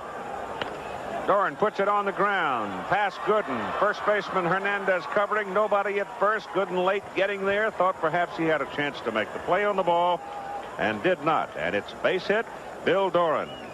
This is an absolutely perfect bunt. Doran bunts it hard enough. Gooden gets off the mound but can't get to it. Hernandez is made to field the ball and has no play. And Billy Hatcher comes up. Now Hernandez will go in and tell Gooden one of 3 things. He'll say, when I break, count 1001 and throw home. That'll give me a chance to get closer to the bunt. Or when I break and come back, throw over to first base 1 or 2 times. The third thing is when I break, step off. And that prevents that runner from taking off the same time Hernandez does. We'll see which one is in effect right now. But popped back over the screen, foul. And Hatcher has to sit down, protecting himself from a fastball that ran in on him. That's the old Casey Stengel theory in bunting situations. When a hitter squares around, throw the ball high and tight. I think Gooden did it inadvertently more than anything else. That was just a high fastball.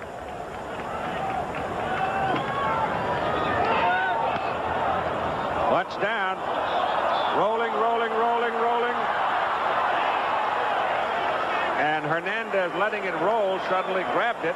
I thought if he'd let it go, it probably was going to go foul, but he decided to heck with that. I got the runner and the ball here together, and let's Let's combine the action, and he got him. And you can't take that chance because it started to roll foul the first time. Doran off on the pitch. Now watch. Now it wanted to roll foul. Now it kicks, and now it's too late.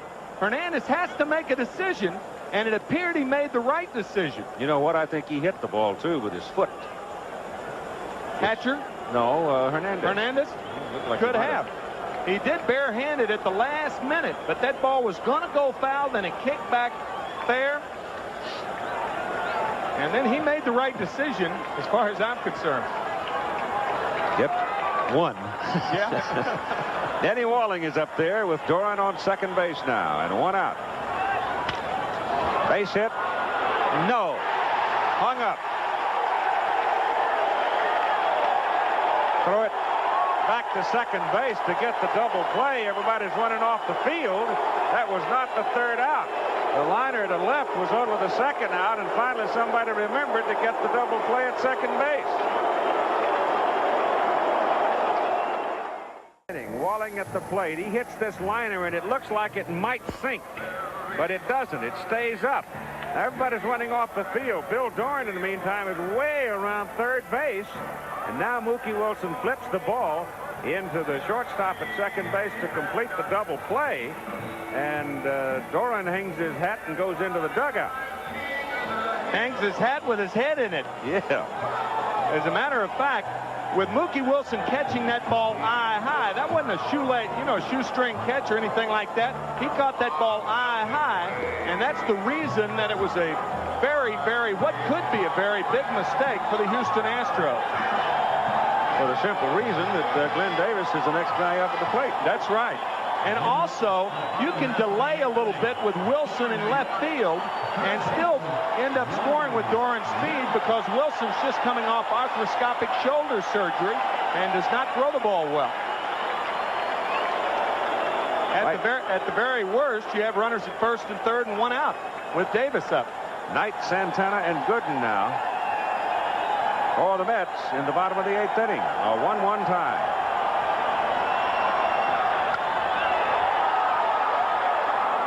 Kevin Bass drifting back in right field makes the catch. One down. There's Nancy.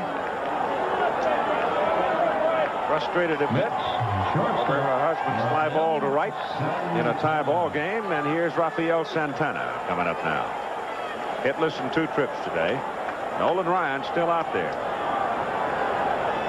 Kerfeld and Calhoun up in the pen for Houston. Fouled back off the hands. Out of play. Right-hander's Kerfeld. Calhoun is the left-hander. He would be a situation pitcher under this circumstance, perhaps one man.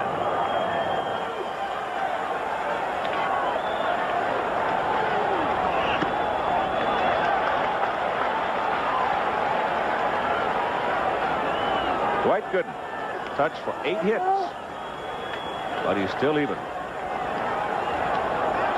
Loading up the bat.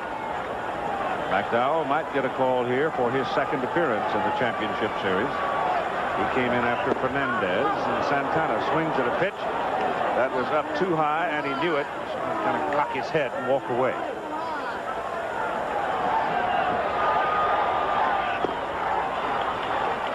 That's 11 strikeouts in the ball game for Nolan Ryan, and 2 down.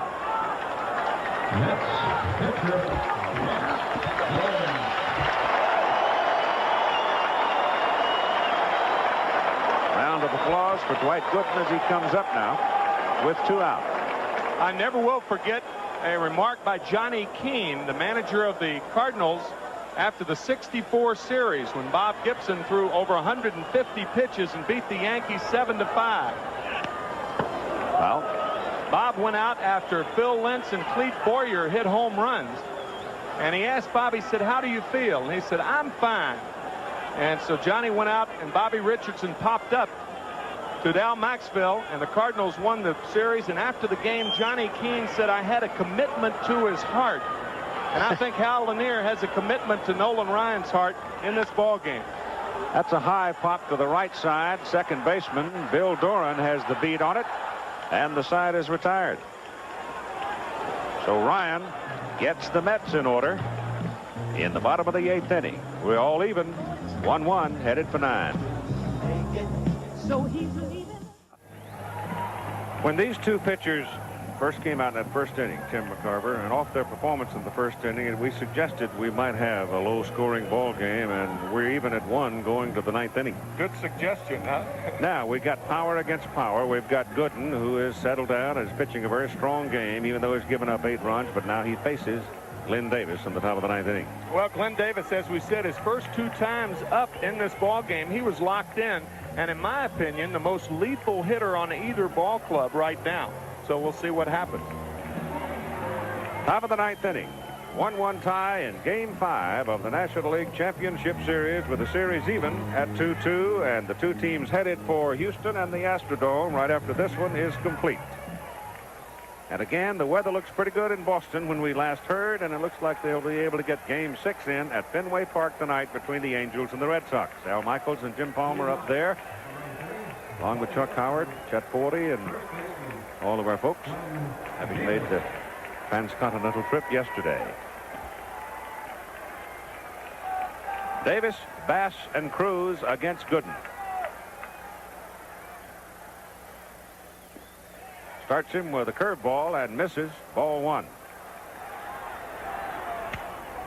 Did not get all of it. Broke his bat, and the shortstop Santana makes the catch for out number 1. And Dwight breathes a bit of a sigh.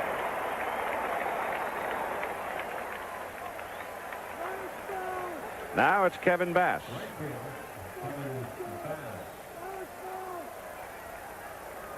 Dave Smith is now up in the Houston pen. Smith was tagged by Dykstra for the winning home run, 2-runner, in Game 3 here at Shea Stadium. Second baseman Blackman handles it. 2 down.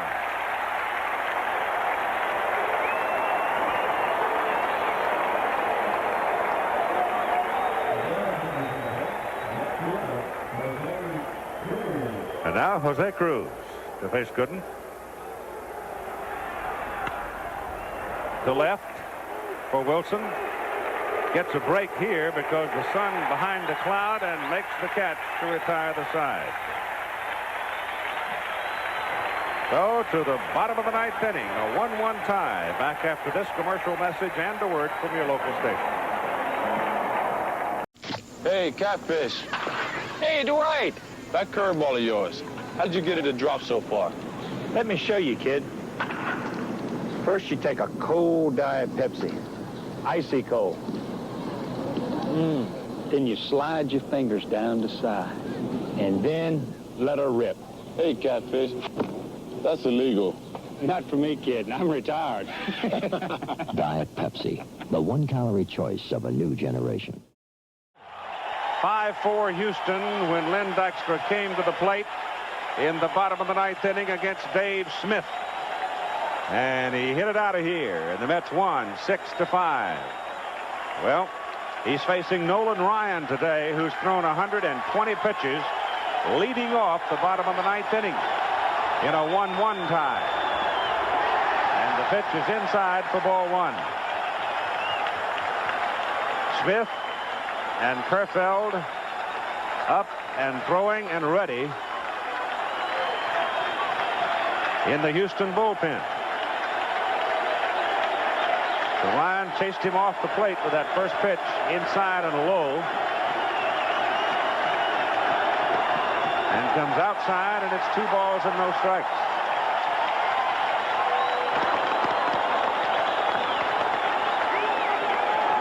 I'll tell you, Terry just about jumped out of the ballpark the other day when he hit that home run, and looks like she's wound up again today.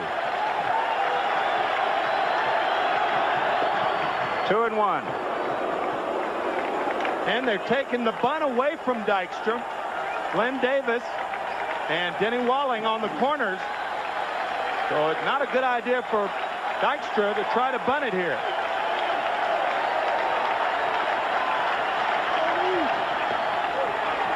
Strike 2. 2-2. He has struck out looking, struck out swinging, And popped out to the third baseman, and Hal Lanier talking to his defense. He wants Glenn Davis to play closer to the line, not on the line, just closer. Hit, little soft fly ball to right. Bass coming on and makes the catch. One down.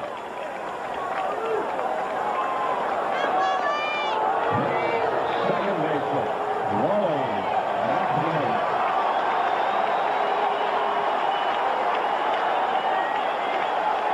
Wally Backman.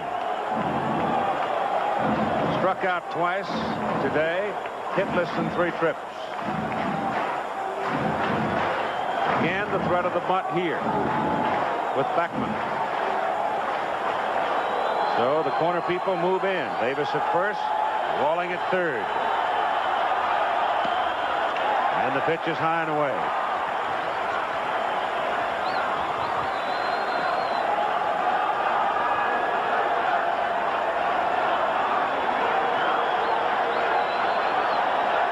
Very calm Met dugout.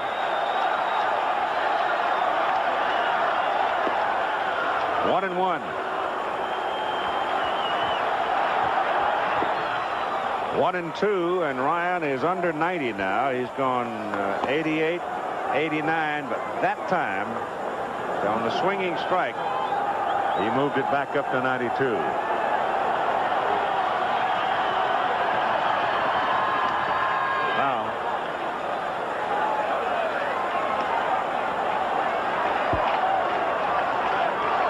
Extra lead. Fly ball to right. Bottom of the 9th inning, a 1-1 tie in Game 5 of the National League Championship Series. And from here, they head for Houston to play tomorrow afternoon at 3 Eastern Time in the Astrodome. Swing and a foul tip held by Ashby, and that's strikeout number 12 for Nolan Ryan.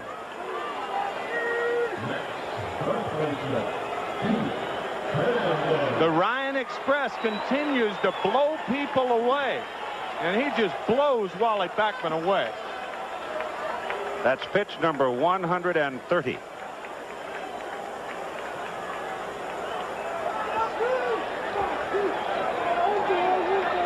Now Hernandez with 2 down. Carter to the on-deck circle.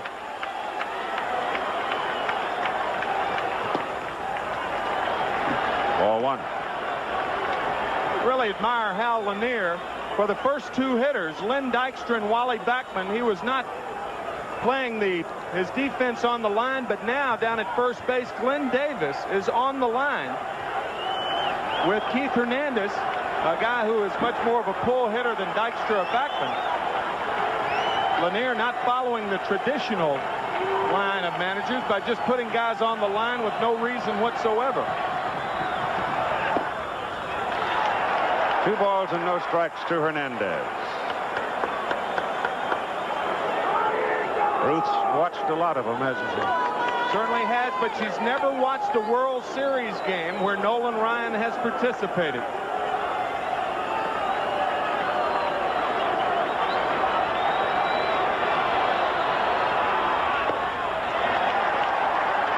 Pitch is high and away. It's 3 balls and a strike to Keith Hernandez. Ryan was in relief in that 6-9. Yep, that's right. We're not sure the Ruth was there. Yeah. No, we're not, but that was the only World Series that he participated, but that was before he was established as a star in the major leagues. Ball is hit high in the air and will stay in the park. A lot of room for Kevin Bass as he angles over to the line and makes the catch for the 3rd out. So Nolan Ryan headed toward 140 pitches in the ball game, goes 9 innings. He's allowed 1 run and only 2 hits and struck out 12. Nolan Ryan in the Houston dugout, and you have to have the feeling that he's gone after pitching 9 innings. He threw 135 pitches, allowed 2 hits, one of them a home run by Darryl Strawberry. And he sits there now, puzzling over things, hoping his club can come up with something here in the top of the 10th inning against Dwight Gooden. Certainly has thrown his last pitch of the 1986 season, more than likely. and maybe his career if he opts for surgery this winter. One never knows. Unless, of course, they win this series. Yeah, that's right. Yeah. Ashby hits it sharply at Backman, the second baseman, and he throws him out. Backman's been busy today. I believe this is the first time that Dwight Gooden has ever gone past the 9th inning. All right, we're watching to see who comes out for Ryan's spot, and it's Terry Poole. Terry Poole comes out carrying a bat. This, to my knowledge, now we're not sure on this, but to my knowledge, it's the first time that Dwight Gooden has ever recorded an out in the 10th inning. He has never pitched past the 9th inning in his career. So he gets Ashby to bounce out to the second baseman, and here is Craig Reynolds, the shortstop, who's hit into a double play and singled in 3 trips.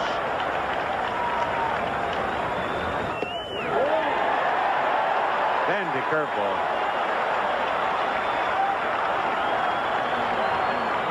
Strike 2 on Craig Reynolds.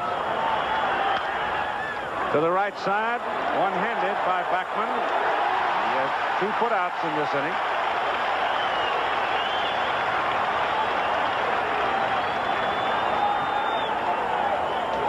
Attention, please.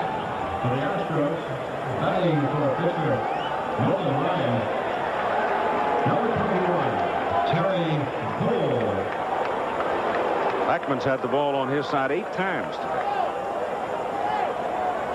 Major league record in a 9-inning ball game. Of course, we're in the 10th now, but the major league record is 12, held by many second basemen, 12 assists. Terry Poole now steps in. The Canadian who lost his job literally to Kevin Bass. He was injured. Bass came in and played very, very well, and Terry was never able to move him out. But he's a tough guy coming off the bench. 2 out, nobody on in the top of the 10th inning. Gooden's curve now is wicked. He does have a tendency to get stronger as he goes along, but he's never gone along this long. Terry Poole, as you saw, 1 for 1, 10 for 19 in the 1980 series. That curveball was up in his eyes, and he leveled at it, but fouled it away. Over the pitching mound, out toward center field, flagged by Santana, stopped by Backman. Poole's aboard, base hit. And stepping up, second baseman Bill Doran. Santana gets to it, might have had a play. Maybe, but Santana is too far toward third. Of course, you can't be everywhere. No. Bill Doran. He's the top of the order now with 2 out and the Poole at first base. Terry Poole has been bothered with a chronic hamstring problem throughout the 1986 season, but it appears to be well now, and when it's well, he runs well. Poole edges off first.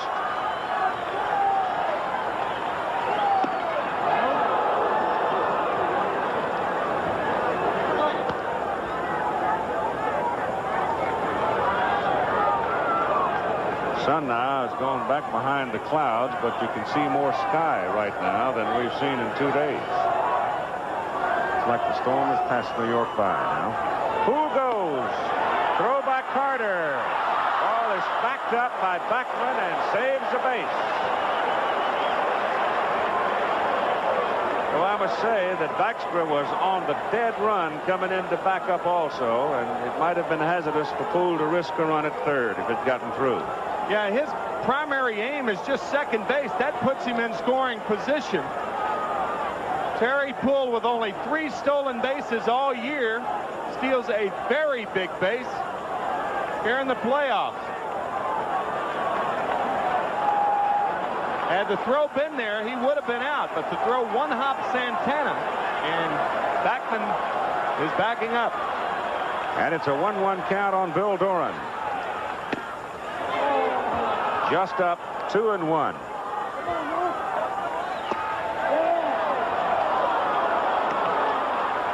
It is 3 balls and 1 strike to Bill Doran. And now Dwight Gooden's got to do some pitching. Well, and you got to figure out, would you rather pitch to Doran, a 276 hitter, or Billy Hatcher? Billy Hatcher, a right-handed batter, and I don't think they're going to give in to Bill Doran in this situation. You might see another curveball. Not with first base open. He's on. Some walks are good walks. Other walks are bad walks. That was a good walk if you're playing the percentages. Because I think with the go-ahead run at second base, you would much rather face Billy Hatcher than Bill Doran, especially if you're a right-handed pitcher.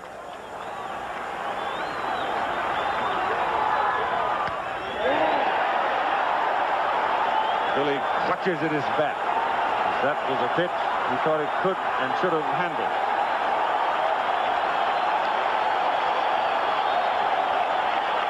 If he does hit the ball the other way, that is not his power field. Darryl Strawberry, too deep in right field. He's the opposite fielder with Billy Hatcher hitting.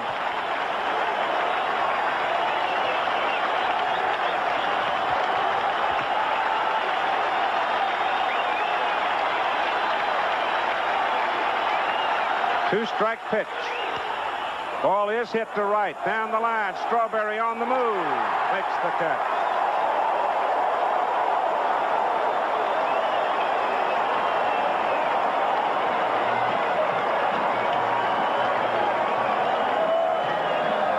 The Houston Astros strand 2 in the top of the 10th inning in a 1-1 tie. And back after this word from your local station.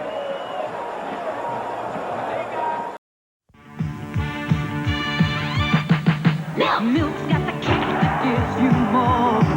Health kick. More nutrition in every pour. Health kick. Hey, New York, get on my Health Kick. Milk. It's got the power I need for pure energy. Kick. So get on a Health Kick, let it pour. America's favorite Health Kick. Get on a Health Kick, milk's got more. Have more milk, 'cause milk's got more.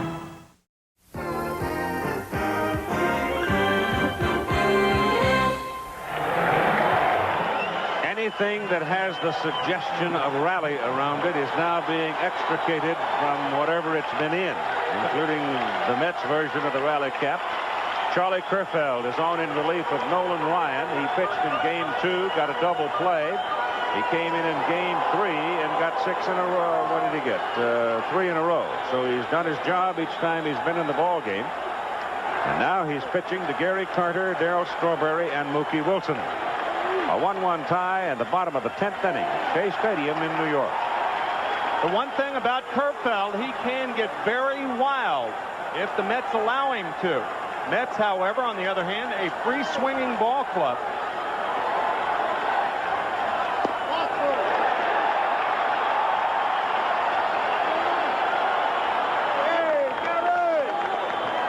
Gary Carter's parent, his father, and his wife. And a dead bat in his hand. That's a hard shot at third base. Denny Walling handles it well and throws him out. Good play by Walling, guarding the line. That's right. And with a guy like Carter, you have to respect his ability to pull the ball, and that's why Hal Lanier had Walling on the line. In the early innings, this would have been a double, and nothing is going right for Gary Carter in this series. Darryl Strawberry inside.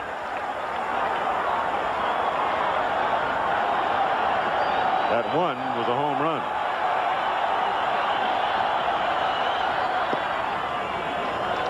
Count is now 1-1. Strawberry hit it on a 3-2 count in the bottom of the 5th inning.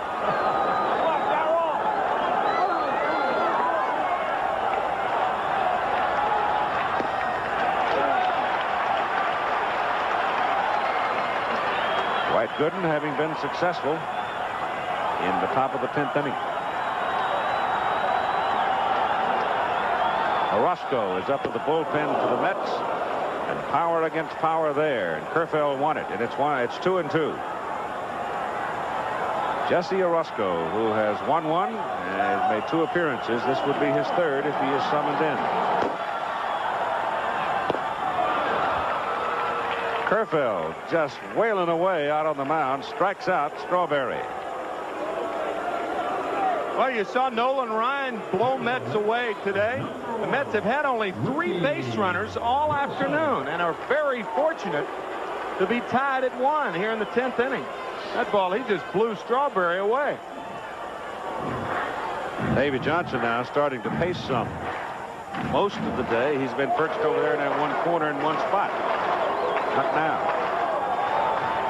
Mookie Wilson, inside corner, called strike. You get a stiff neck wearing that? Foul ball, strike 2. That's the first slider that Kerfeld has thrown. And usually Alan Ashby will work him to the point where he will not throw a breaking ball unless he's ahead in the count. So you may see another one here.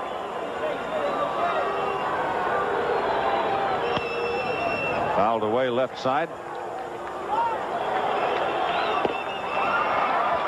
Struck out 2, and he comes bounding off the mound, having retired 3 in a row. And we are headed for the 11th inning in a 1-1 tie.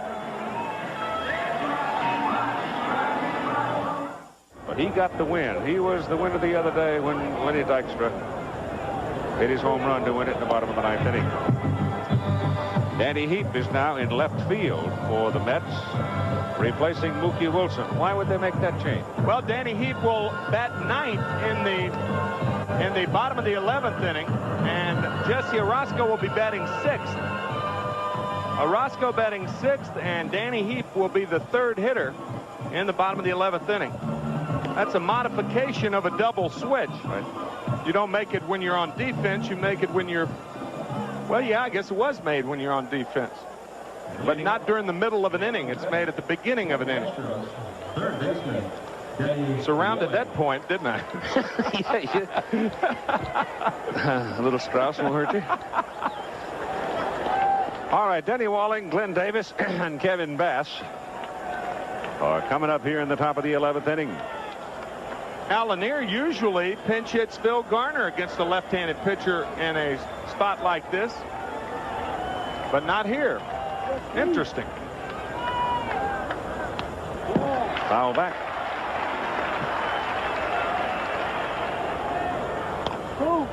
Curveball from Orozco, and it's fouled away, and Jesse has the edge against Walling. 2 strikes. Went fishing and struck out.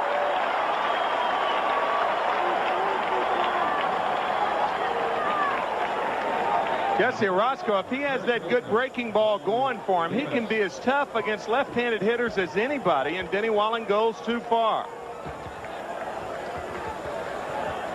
Now, Glenn Davis. We are in the top of the 11th inning. If you're just getting home in time to have a look at it, it's 1-1 between the Mets and the Astros. The series now moving back to Houston as of tomorrow afternoon, 3 Eastern time. And, of course, tonight here on ABC, the American League Championship Series out of Fenway Park in Boston between the Angels and the Red Sox. Angels leading that one 3-2. Davis missing the curve, and it's 1-1. And we just saw a version of the Houston Astro rally caps. Different teams, different rally caps. It's still 1-1.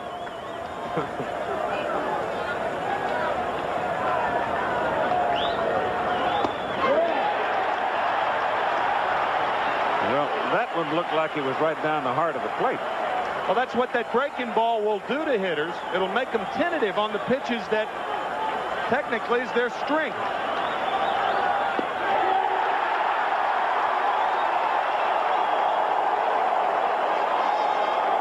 Curveball, fastball, curveball, looking gone. That was that backdoor curveball, breaking ball on the outer part of the plate. Right down Westheimer. I guess I should explain that. We were down in Houston, and one of the writers suggested that Tim might be a little biased by referring to a pitch as being right down Broadway in the opening game. So we just wanted to make sure that Houston got just due. 1 strike on Kevin Bass, who turns around against the left-hander, hits right-handed, and has more power from this side. And it's 1 ball and 1 strike. Oh, look at that thing snapping there. 1 and 2 to Bass.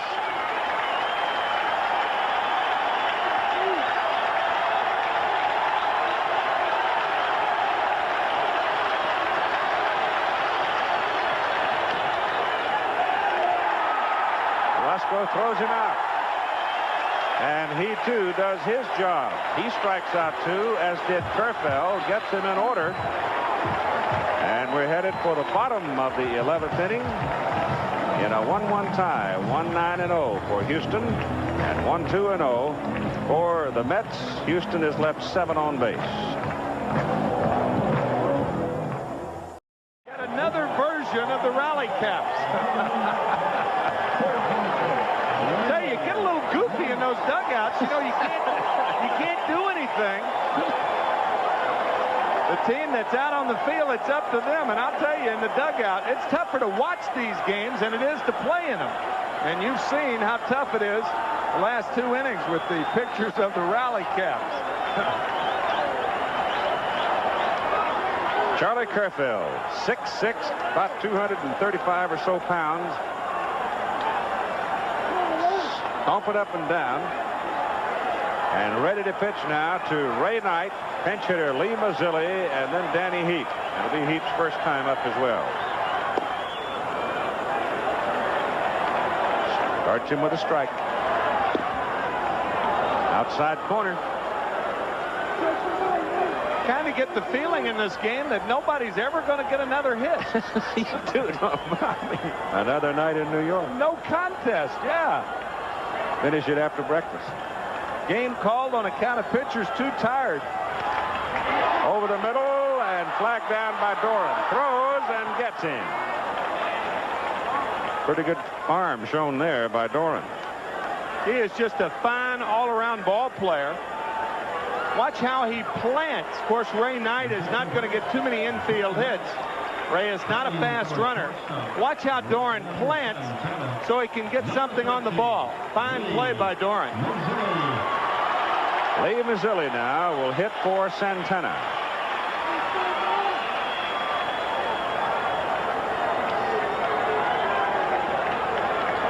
Kerfell has retired 4 in a row since he came on in relief of Ryan. And the fastball is a little low.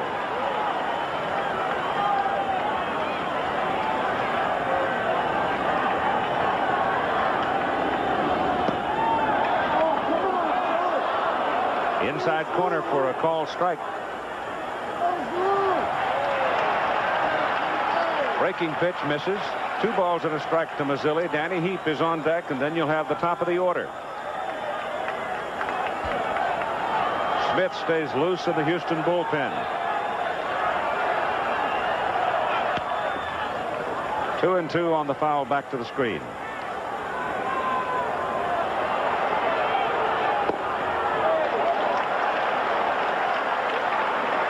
Had to be low. That's one thing about Lee Mazzilli. He will make you throw strikes. His value increases as a pinch hitter. 3 balls and 2 strikes. Hit on the ground to Davis at first base. He'll do it himself. 2 down.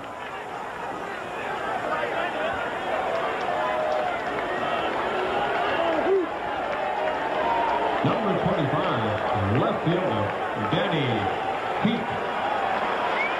If you were the first baseman, this is how you would have fielded it, I'm sure. Glenn Davis has really worked hard on his defense and is a much improved first baseman. Former Astro Danny Heap at the plate. And Kerfell, fastball strike.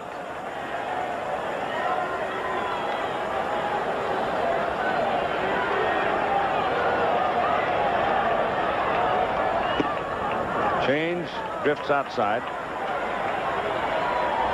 guarding the lines. As Dykstra swings a bat in the on-deck circle, 2 out. In the bottom of the 11th inning. That ball is hit sharply, but it's going to be foul into the crowd down the left side. Danny Heap, one of those Astros involved in that dramatic 1980 series against the Philadelphia Phillies.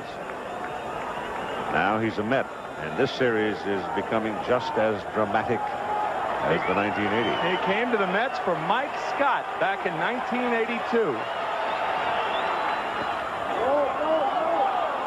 Called him out.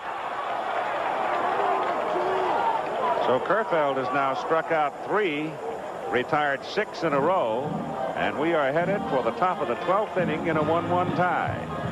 As you see, the strikeout pitch by Kerfeld. Thing took a pretty good dip too, didn't it? Yeah, Danny tried to hold up on the slider in the dirt, but he just couldn't hold up. He went too far. To Mazzilli pinch hitting. The Astros, left fielder, Jose Cruz. This is the 3rd time in championship series play that we are going to a 12th inning. 1 in the National and 1 in the American. Cincinnati, New York, back in 1973 was a 12-inning affair. Excuse me, Tim, go ahead. Keith. As a matter of fact, before this 3-game set here in New York, that was the only game that the Mets had ever lost here in championship play. They lost 2-1 to the Reds in that 12-inning game.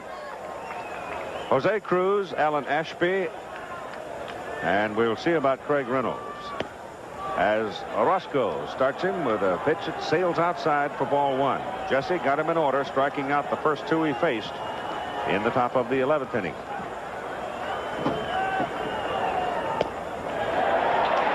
That's a strike.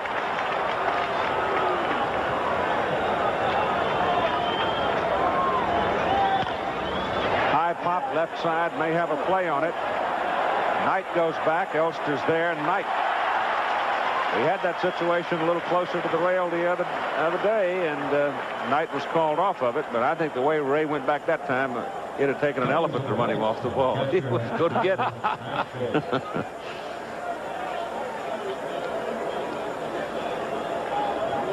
Now Ashby hitting right-handed. And Orozco's retired the first 4 he's faced. It has been pointed out to us that the way the Reds won that game back in 1973, that 2-1 12-inning game, a Pete Rose home run in the 12th inning off Harry Parker. Breaking pitch, and Ashby misses. Dickie Thon has now come out for Reynolds. Thon had a home run himself solo the other day when 3-1 win in game number 4. McDowell is back up in the New York bullpen. Roger McDowell.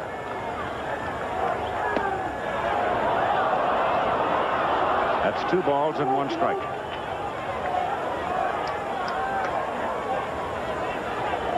Here's Roger, made 1 appearance so far.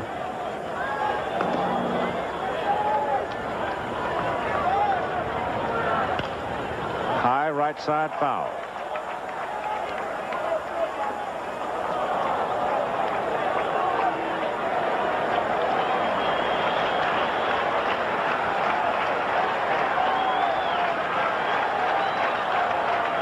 Two-2 pitch. Bounce to the shortstop. Third baseman comes over, cuts it off. Good play, Knight. High throw, but Hernandez handles it.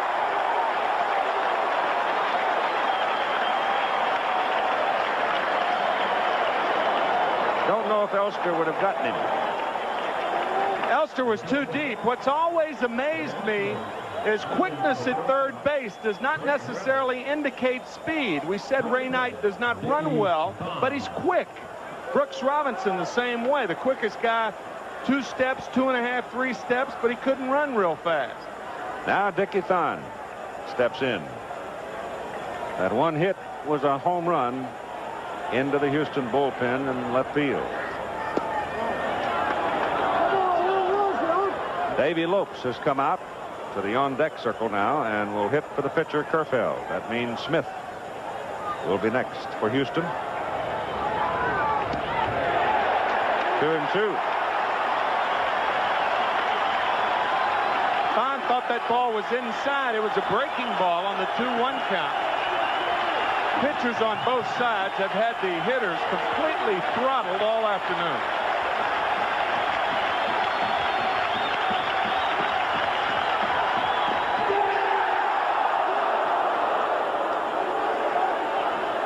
Jesse begging it a little bit as he came bouncing off the mound, but no call on it. So now it's 3-2.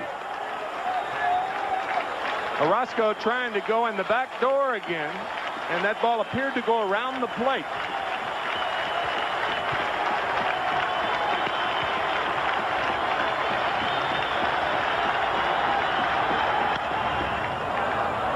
Fly ball to center field for Dykstra.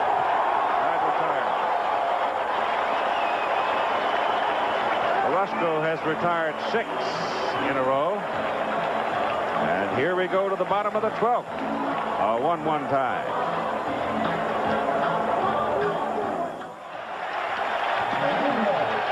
How many of these rally gigs do they have?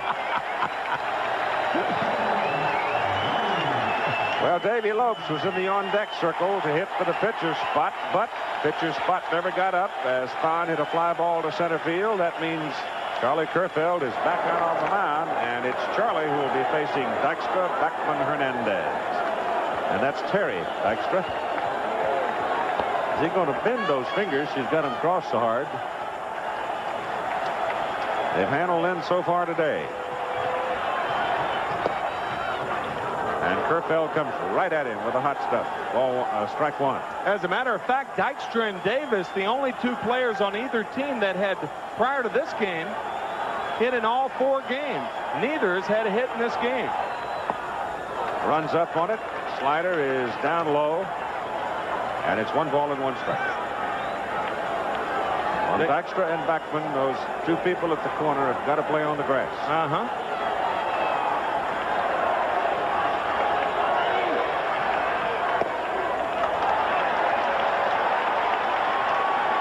That makes it 2-1. 2-2. Dykstra thought the ball was outside. 13 Mets have gone down in a row. They have not had a base runner since the 7th inning, and only 3 in the ball game. Dykstra thought the ball was either low or outside. But the umpire does not necessarily need agreement for him to call it a strike. Different union. Yeah.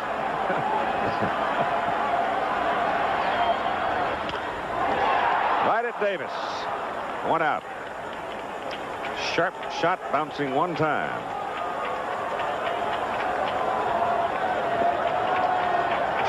Second baseman, Wally Backman. Now Wally Backman.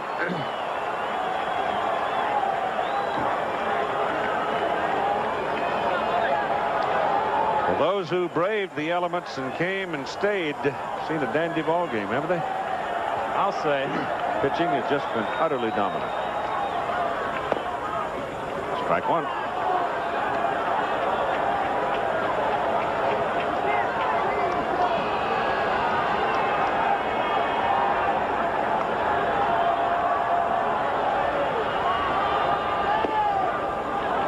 Strike 2.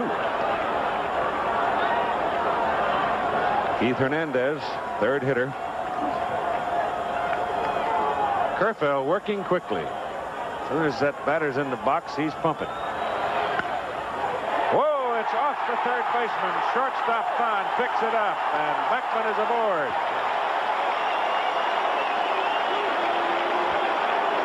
A bullet that handcuffed Denny Walling. Ricocheted to Dickie Thon, but with Beckman's foot speed, he's on. Only the 3rd hit of the ball game, and I assume it will be a base hit. Walling on the line because of Beckman's propensity to hit the ball down the 3rd base line.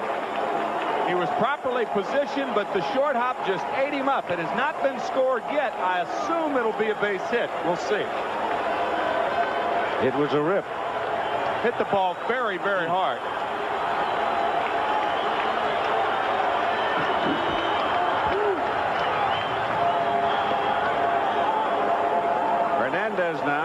Backman at first base. The potential winning run is aboard. And we're at the bottom of the 12th inning.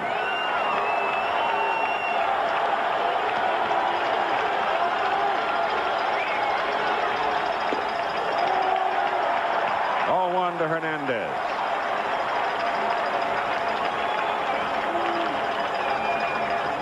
We're still waiting for the call from the official scorer. It is a base hit. Sort of figured it would be because it's almost unfair not to call it a base hit. The rocket.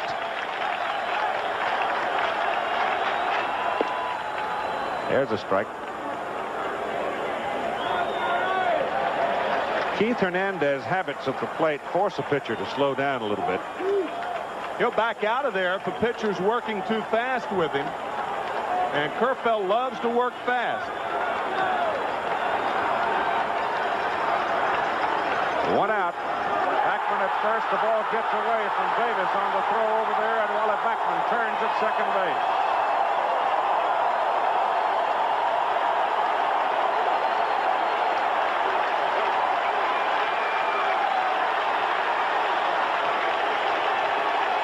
There's no way they're going to pitch to Hernandez now. You're not going to let Hernandez beat you. This overthrow, an error, and a very costly error on Charlie Kerfeld. Davis cannot come up with it. So I'm sure they'll walk Hernandez in this situation. With Carter having such a disastrous offensive series so far, they're going to leave it up to Carter, I'm sure.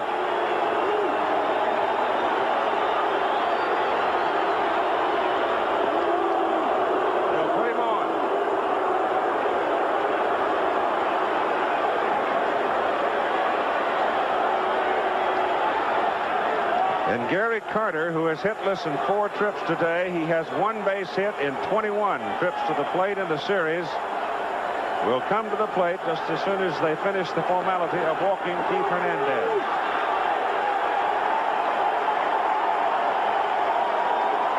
Winning run is now at second base.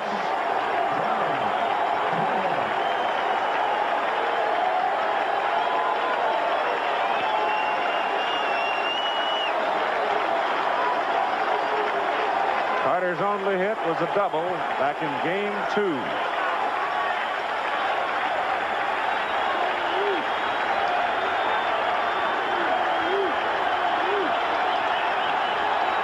The pen is quiet. It's up to Kerfeld.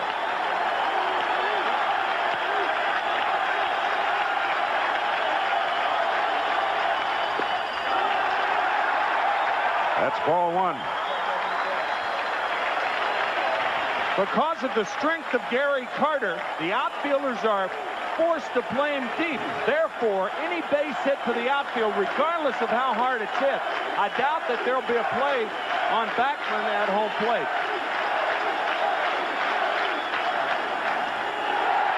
Way up. And Kerfeld now has lost some of his bravado on the mound. I think he tried to aim that ball. It just looked like an aim.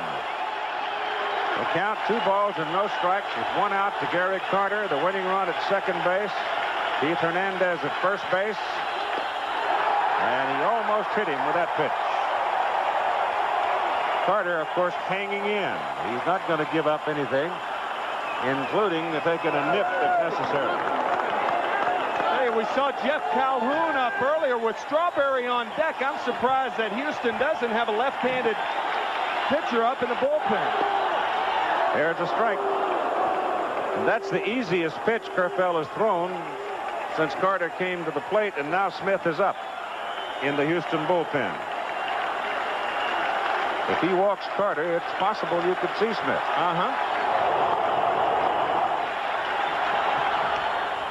Foul back. Maybe Charlie was just looking for a little extra drama here. He's now going to 3-2.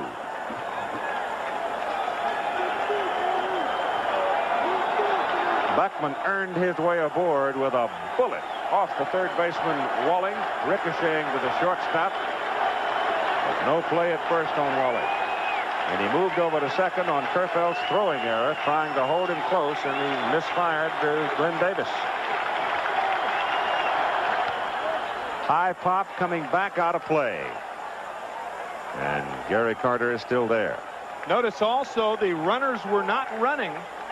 Similar situation about 4 innings ago when Keith Hernandez was at first base on a 3-2 count and 1 out. And Hernandez wasn't running.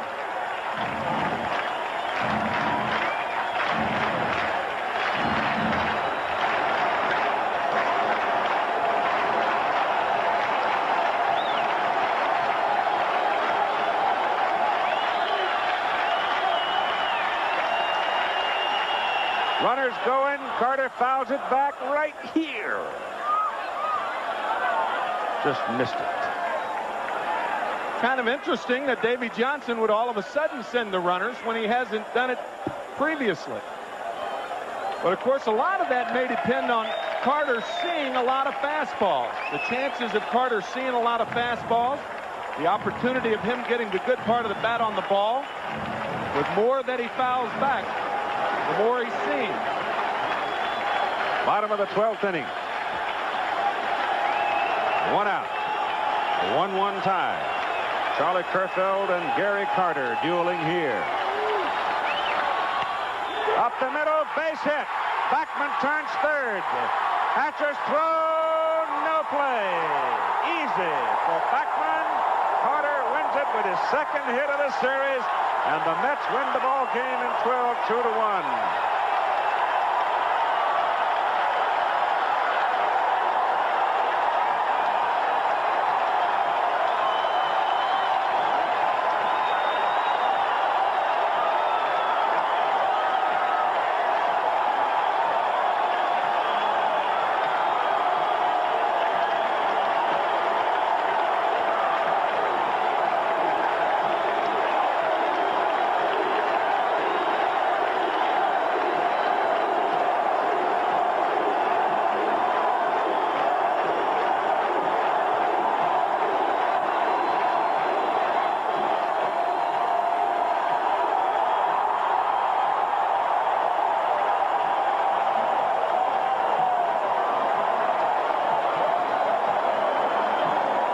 Off Gary's back. He delivers a sharp single up the middle to score. Backman from second base. The throw from Hatcher was nowhere near in time. He just had no chance on Backman. But remember, it was Kerfeld's throwing error to the first baseman Davis that moved Backman over to second base. Then they walked Hernandez intentionally. Of course, Hernandez was not a factor. So I guess what I'm leading up to the point I'm about to say is Charlie Kerfeld has only himself to blame, because Backman earned his way aboard with the base hit, but then Kerfeld helped him along with a throwing error. And the outfield too deep to make a play on Wally Backman. If it got through, Backman scores, and he scores easily. What a ball game. I don't know in this particular circumstance. Perhaps you know full well you can't play him that deep, but Backman's foot speed at second base. Maybe you just got to come on in and take your chance. Well, you got to protect yourself against Carter's power. The big guys you play deep, the little guys you play shallow, and Wally Backman, the little guy, scores the winning run. So those who came to Shea are rewarded by a 12-inning ball game before we finally have the issue resolved. And the New York Mets win it by a score of 2-1, with Orozco getting his second win in the series, and Charlie Kerfeld takes the loss. And now the two teams load up and head for Houston tonight for game 6 tomorrow afternoon at 3 Eastern time, with the New York Mets leading in the series 3-2. This ABC Sports exclusive brought to you by the Heartbeat of America, to Dave Chevrolet, and by Coors and Coors Light, beers with a difference worth tasting.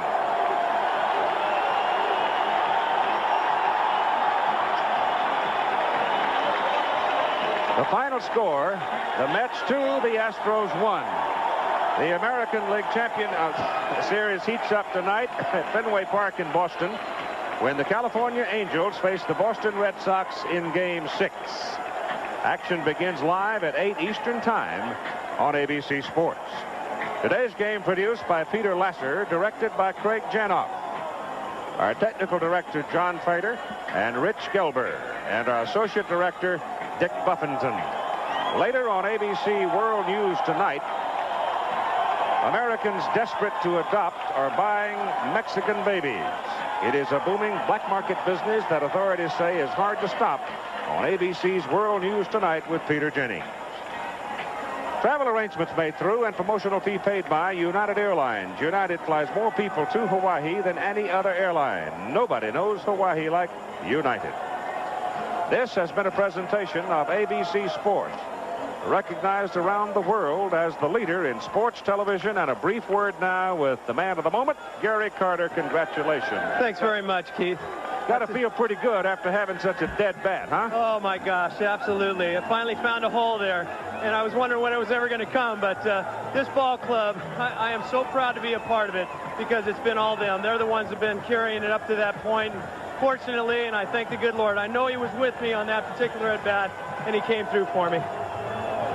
Well, Gary, you're going now back to the Astrodome to play the next game and perhaps the next two if necessary. How do you think the club feels now after suffering through the off day and all of the bad weather and everything? Well, we got to feel really pumped up about being able to fortunately come back and play the game with the weather and all, and then be able to win today's game. It's going to be a sweeter ride down to Houston, but we got our work cut out for it. This Houston ball club just does not give up, and I'll tell you, we got our hands full, but it's a nice feeling to at least be at an advantage right now at 3-2. Congratulations on your winning hit, and good luck to you, Gary. Thanks a lot, Keith. Thank you. Gary Carter, who delivered the winning run from second base with a shot up the middle. Remember tonight, 8 Eastern Time here on ABC.